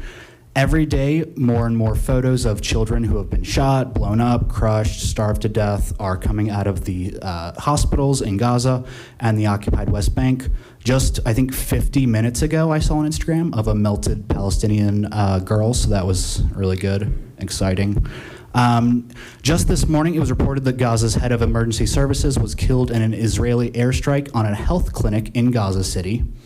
2 days ago, video came out of the city of Jenin in the occupied West Bank showing a wounded Palestinian man being strapped to the hood of a military vehicle by Israeli soldiers after he was shot, even though the video showed an ambulance parked just meters away. A separate report was also released just days ago detailing the murder of 6-year-old Hind Rajab in late January by Israeli forces. The report indicated that the Israeli tank that opened fire on the car that Hind and her family were in, as well as the ambulance that was dispatched to save them, that tank was only 40 to 75 feet away. I don't think that's much larger than the size of this room, so I can't imagine they weren't able to see the child that they killed. So I would like everyone to imagine that we found out that 500 Americans were killed by a foreign occupying army in the last 2 weeks. Imagine we saw videos of a foreign occupying army strapping a wounded American to one of their military vehicles to be used as a human shield. When is the last time you heard about an American head of emergency services being killed in an airstrike on their health clinic? How many more children have to be murdered by a tank 70 feet away before this stops? As I mentioned in the last city council meeting, many of these acts of terror are being carried out by Israelis using weapons that are manufactured at Woodward and other aerospace facilities right here in Colorado, less than an hour drive. They are using our local tax dollars. Lakewood residents send about $2 million of federal dollars every year to Israel, so this is definitely a local issue. And they are using these $2 million to kill people while we still have people living on the street here in Lakewood.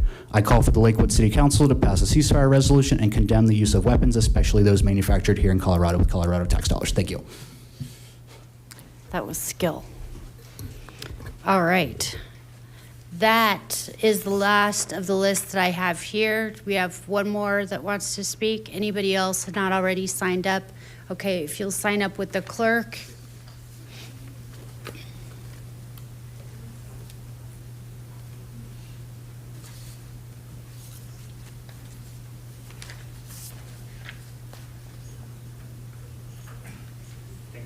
person on that list, right? Oh, did I call you and not, we didn't, oh, on that list. Go ahead. Yep. Yeah, go ahead. I have Flanders Lorton. That's me. Okay. Oh, great. Okay. Okay. Thank you guys, and thank you for staying late once again and listening to us. As you know now, we've been coming here for quite a few months. The situation has not improved. Far from it. It has continued to get worse. You've heard a lot of things throughout the last few months about the depth of the situation, but I will just read a UN report that is due to be released in the next couple days. It says that a high and sustained risk of famine persists in the entire Gaza Strip. About 96% of the population of Gaza, 2 million people, face high levels of acute food insecurity. 500,000 of them are facing catastrophic levels, IPC Phase 5 levels of hunger. This is on top of severe levels of dehydration due to water sanitation facilities being destroyed. There is no medical infrastructure. There is very little agricultural infrastructure. There is no transportation infrastructure, as all of it has been systematically destroyed by the Israeli military with U.S. weapons, many of them built in Colorado. Many of the things that we learned about in history classes growing up, what did we talk about? We talked about the genocide of the Native Americans in this country. We talk about civil rights for women and African Americans in this country. We talk about the horrible crimes committed in Germany and other countries, and we are told that those are bad things. We are told that these are things that were bad, and that we celebrate the people that work to prevent them. We condemn the people that work to continue those things. So this should be no different, and that's the reason why so many Jewish people are speaking out against this, because they've also seen many of these same images, told of the horrible things that were done under the Nazi occupation, and said never again. So that's why they're coming out and saying never again. So many Native Americans are coming out and saying stop this genocide because they experienced those things. So many people from other countries like Bosnians, Puerto Ricans, like the list goes on and on and on. People that have experienced these things know how to recognize the signs of genocide, and they've been screaming for months that the signs are blatantly right in front of us. Every single one of the Biden administration's red lines has been crossed. The Israeli military has taken over 70% of Rafah, yet the U.S. still says that it was not a major incursion. U.S. aid has said that Israel is intentionally blocking U.S. Humanitarian aid, yet the U.S. continues to send weapons. The Amnesty, Oxfam, Doctors Without Borders, UN, like so many organizations have spoken out against this and said that Israel is committing human rights violations. Yet the U.S. State Department says that Israel is committing no human rights violations and continues to send weapons. Now, as a Lakewood City Council members, I know that you don't have control over foreign policy or U.S. State Department. But what you do have is a limited amount of influence within your own spheres, and I continue to ask you and urge you to use that influence to speak up for the people of Palestine, including putting pressure on the Democratic Central Committee, I believe, who is considering passing a ceasefire resolution at the state level in Colorado. And thank you for the Navigation Center. These issues with the houseless and migrant population need to be addressed at the root cause, and that it's providing housing, jobs, and basic services. Thank you. Thank you. I have Cassandra Brunson.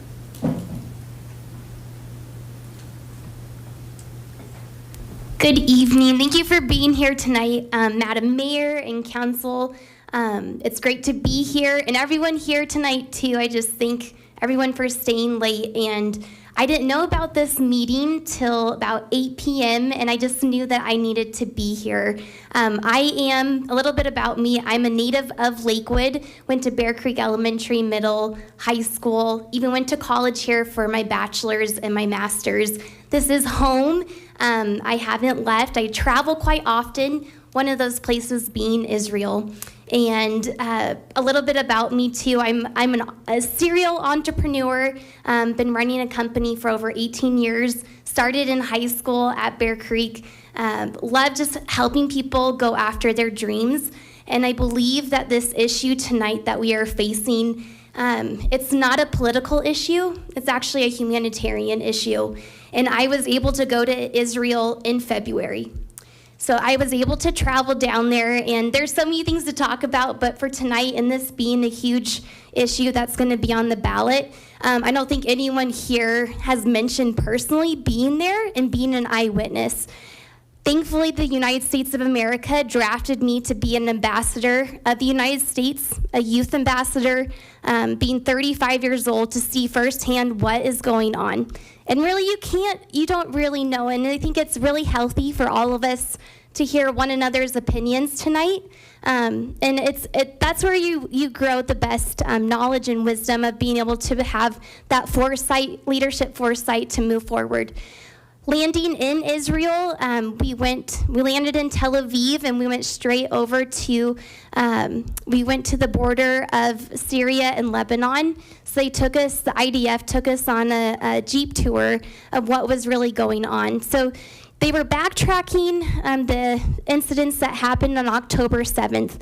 And unfortunately, Hamas, coming from Gaza, the terrorists mutilated and annihilated all of these civilians. And they were Palestinians, they were Israelis. And the beautiful thing is that it didn't matter if you were Jew or Palestinian, it just was everyone was living together. But they showed us from the north first of what was going on and how everyone had to be evacuated. And we actually were in hotels that we were with all of the families, the kids, and it was all of them trying to understand why their hometown, wherever they were coming from, the nation of Israel, why they were getting attacked. So we saw that, and then we went down to the south, and we were able to visit a lot of the kibbutzes where there were women trapped into homes. They were raped, they were tortured, there were babies thrown into ovens. The most horrendous things. These are monsters. They're not humans.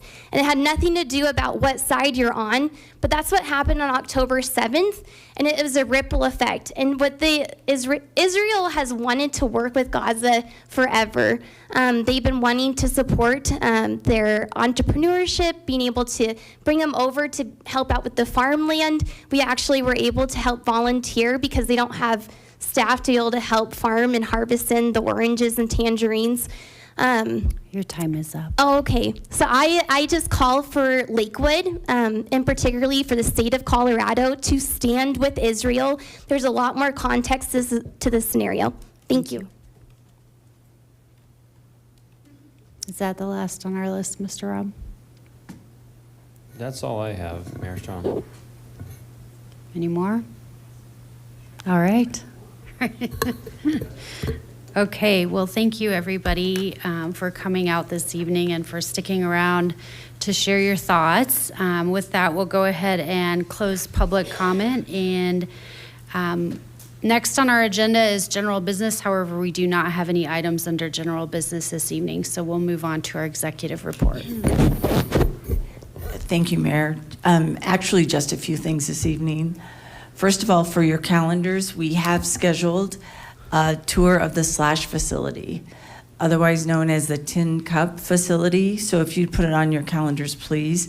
July 9th at 5:30 p.m. July 9th, 5:30 p.m. And we will coordinate the travel. So we'll meet here at City Hall and have a bus or a van to get you to the site. It'll be an opportunity for you to be really up close and personal and see how this facility is run.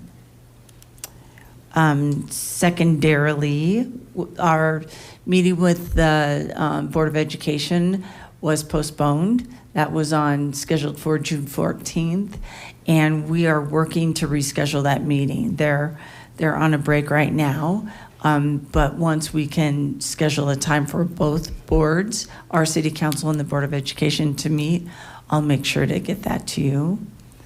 And finally, a little bit of sad news, and that is our own Donna Rep will be leaving employment with the City of Lakewood. She's been the executive assistant to the mayor and City Council for the last 8 years, and we have really appreciated her service, and we will miss her so much.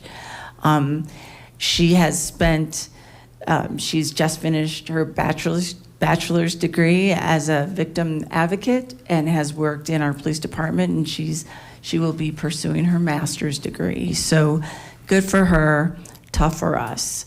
Her last day will be Monday. So we're sad to see her go, but I want to recognize her and really appreciate the work that she's done for all of us. So that concludes my report. Thank you. And with that, we'll start this evening's ward reports with Ward 5. Thank you, Mayor. Just want to point out that our next ward meeting will be, we're looking at July 24th, and we're hoping to have the police department join us to talk a little bit about some of the initiatives that we've discussed today, and also just about some of the speeding and other things that have been on a lot of neighbors' minds. So I just want to point out that we are looking at July 24th for our ward meeting. And I also want to mention last week we were at Colorado Municipal League's annual conference. I think we had a lot of great discussions on how to make a more sustainable Lakewood. Met with other elected officials and city staff from a lot of different cities and had great conversations about initiatives we might want to take on here in Lakewood. Just want to comment too about all the residents came to talk about the conflict with Israel and Palestine. I think my thoughts on that are basically just, this is not for me pro-Israel or anti-Israel or pro-Palestine or anti-Palestine. It's really just pro-peace. And I just don't see Israel and Hamas bombing their way to peace. At some point, there's got to be a ceasefire, and it's just a matter of when. It's not if. That ultimately has to be a part of the solution. And, I enjoy hearing a lot of people's perspectives on this, but, to say, well, I just need to go to Israel or certain things like that, I think tens of thousands of Israelis today in Tel Aviv are protesting the war and wanting peace and asking for a ceasefire. So it's just a matter of if you think that's the right solution, pushing for it now or rather than later. General Gantz resigned from the War Cabinet recently, and that's another example of people in the administration there, asking and fighting for peace even within Netanyahu's own cabinet. And frankly, I've had a lot of great opportunities to meet with elected leaders in D.C. I was in Brussels at the European Union in May. Also had the opportunity to go to the United Nations in March. And what I saw and the people I met with, everybody said the same thing. This conflict is brutal, and it's a matter of when a ceasefire is going to happen, not if a ceasefire should happen. And I think about other conflicts around the world, with the IRA or, the Irish Republican Army. I think about the time in 1997 when they created a ceasefire after 35 years of conflict or 36 years of conflict. And I asked myself, could that have just happened sooner? And obviously we're not in a position to make those decisions, but I understand why people are coming here and asking for it. And I just want to acknowledge that it's not one side or the other. It's just a matter of, are we ever going to get to a point and where the negotiations are happening and the dialogue is happening, because that's ultimately where we have to get as a people and humanity. Anyway, sorry to go on, opine for a long time on that, but I just want to make a comment. Thanks.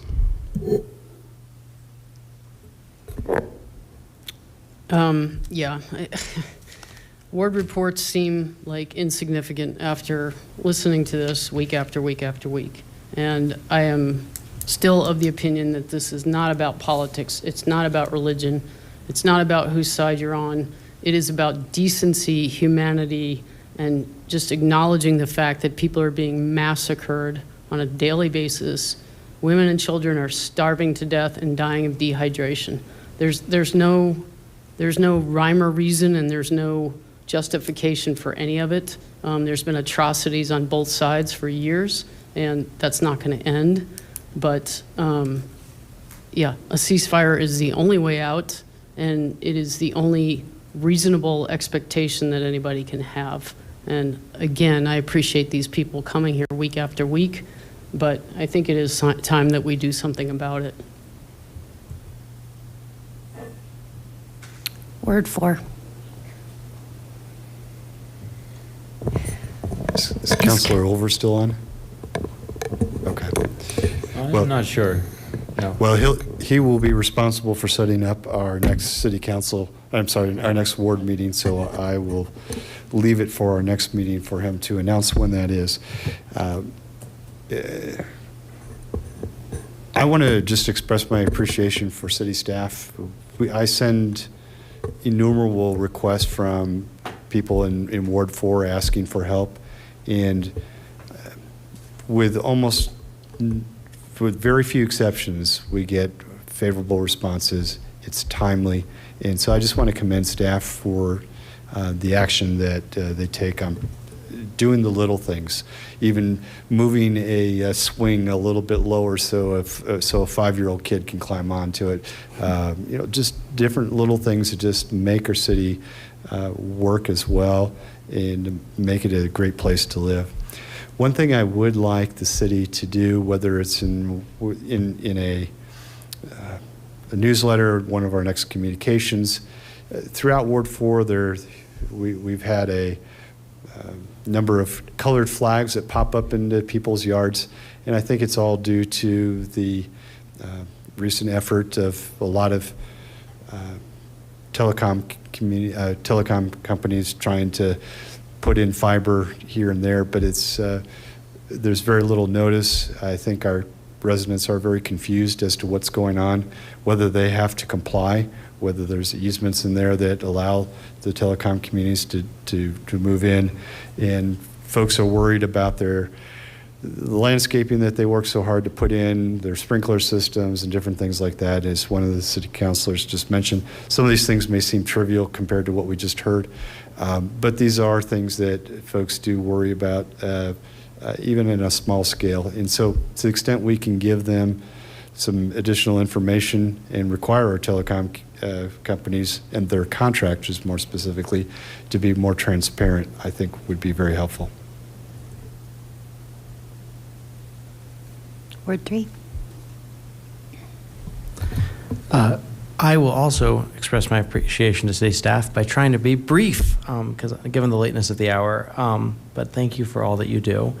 Bike to Work Day is coming up this Wednesday. I think a couple of the other, there might be one or two counselors that couldn't make it tonight that would have wanted to chime in on that, so I'll make a note of saying Bike to Work Day is this Wednesday, and Lakewood is co-hosting breakfast stations in Addenbrook Park, Merce Park, the Stonehouse in Bear Creek Greenbelt, an afternoon party station with Belmar in downtown Lakewood at Belmar Plaza. So that's coming up this Wednesday. Also, National Night Out is August 6th. You can still sign up for a National Night Out site. And I'll leave it to my co-counselor to talk about the Belmar Bash on July 3rd. We will be announcing a Ward 3 breakfast in July. Details on that to come. Stay tuned. We don't have a date confirmed, but we will very soon. We've appreciated the chance to engage with Ward 3 constituents over these breakfasts, and we'll have more details on that. I'm not going to try to add anything beyond what our Ward 5 counselors have already shared on the Gaza issue. They were both quite eloquent. I'll leave it at that. Thanks so much. Thank you. I just want to express my appreciation to Donna, so you can make her watch this tomorrow. Donna, we have appreciated you so much in your service, and just in particular your kindness as a human being. Being elected, sometimes you just you start to appreciate kind people, I think, even just a little bit more. And so just know that you have been incredibly appreciated by all of us up here, and we're so sorry to see you go. But speaking as a therapist to another hopefully new therapist, I'm really excited for the amazing things that you're going to be able to do for other people. You deserve to share that with the world. So Belmar, we have a few things coming up in Belmar. First of all, if you have not been to the Summer Spins roller rink, please go check it out. It is open Thursdays through Sundays, and I will just plug that they are doing buy one, get one for the month of June. So buy one, get one rentals. Go have a good time in the evening when it's not so darn hot during the day. And also the big Belmar Bash is back for the 3rd of July. We'll be having a drone show that will start around 9-ish. Please come and join us and celebrate.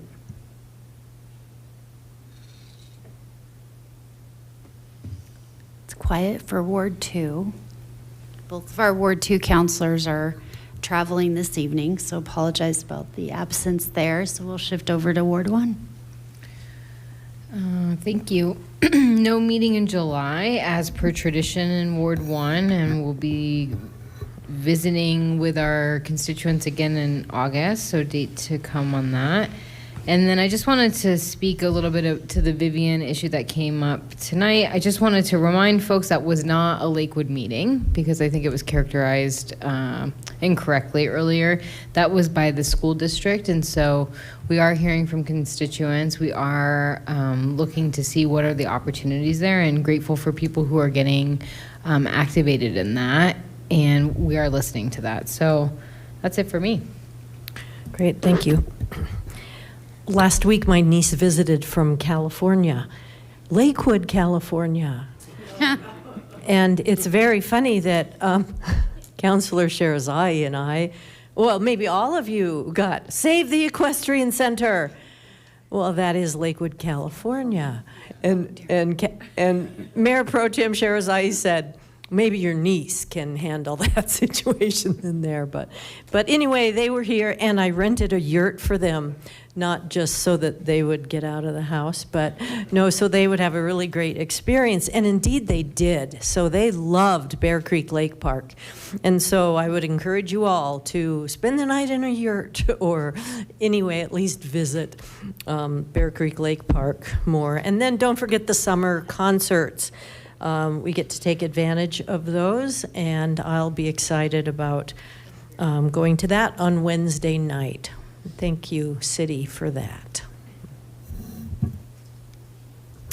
Thank you, Council. I typically have a fairly short mayor report, but there tend to be a lot of things going on tonight, not the least of which a big shout out of gratitude to Donna for everything that she has done, an enormous amount of work for all of us new counselors, and I would say even more so for me as a new mayor coming in and trying to notice what systems we have in place, improve what we have, and oh, Donna, can you help me create this? And she jumps, and she's been amazing, and it's been, I will definitely miss her. But I'm very likewise excited for the opportunity that she has ahead of her. So thank you, Donna, for all that you've done. It is Independence Day, almost, but the fireworks have already started. So I'd like to start with, please don't do the fireworks, but we know that there will be some that do. So as neighbors, Lakewood once again has a tool for us to go in and report fireworks. That can be found most directly at lakewoodtogether.com. There's a mapping system in there. So wanted to make that plug. Please be respectful of your neighbors and their pets and all the things. These are noises that keep people up at night, and these are noises that are psychologically impactful for both residents and pets. So please, if you have a neighbor, maybe a little nice conversation would keep them from doing it. I don't know. But we have a lovely drone event coming up, and I'm very excited to be joining some of my co-counselors and residents there. So meet us all at July 3rd and just put the other fireworks away. A couple things I wanted to mention for those of you've got looking at Lakewood that is landing in mailboxes as we speak. And wanted to mention that there is within that, I will be completely candid, in the last couple of years of my life, I have not been getting the level of activity and exercise that are ideal for health. And so with that, I have decided to take this summer as an opportunity to get out and visit every park in Lakewood. This was actually an idea of a couple of our residents. They did this. This is how they got themselves entertained through COVID, and have been encouraging that to do for the next couple of years, or for, they've been encouraging me for the last couple of years. So with that, we decided to make it a challenge, and we will have prizes, and our grand prize will be a free trip to Casa Bonita. So please look at, it's lakewood.org Mayor's Park Challenge, and join me out in the parks. I actually, this morning, on my way to check out the new potential maintenance facility, got to go to 2. So that was exciting. I love Lakewood. Like, they're right across the street from each other in some places. So there's that. And it is Parks and Rec Month in July. So there are other things that you can look at, lakewood.org/Park Rec Month. And finally, because we are getting close to the deadline, July 17th is the deadline for our submission for the Mayor's Inspiration Award. So, we have so many amazing people throughout our community, and I would say organizations and businesses as well. This is an opportunity for us to note that and share and celebrate to our community all of the amazing work that's being done. So please, look into the Lakewood, Colorado Mayor's Inspiration Award. And the deadline to submit is July 15th. And we do have 4 categories this year. That includes a youth, that includes an individual, a nonprofit, and a business. So please share that out with your community, and would love to. I look forward to being able to celebrate in September our winners. So that is all that I've got for this evening. Thank you, everybody, for joining us. And with no further business, I will go ahead and adjourn us at 10:47 p.m.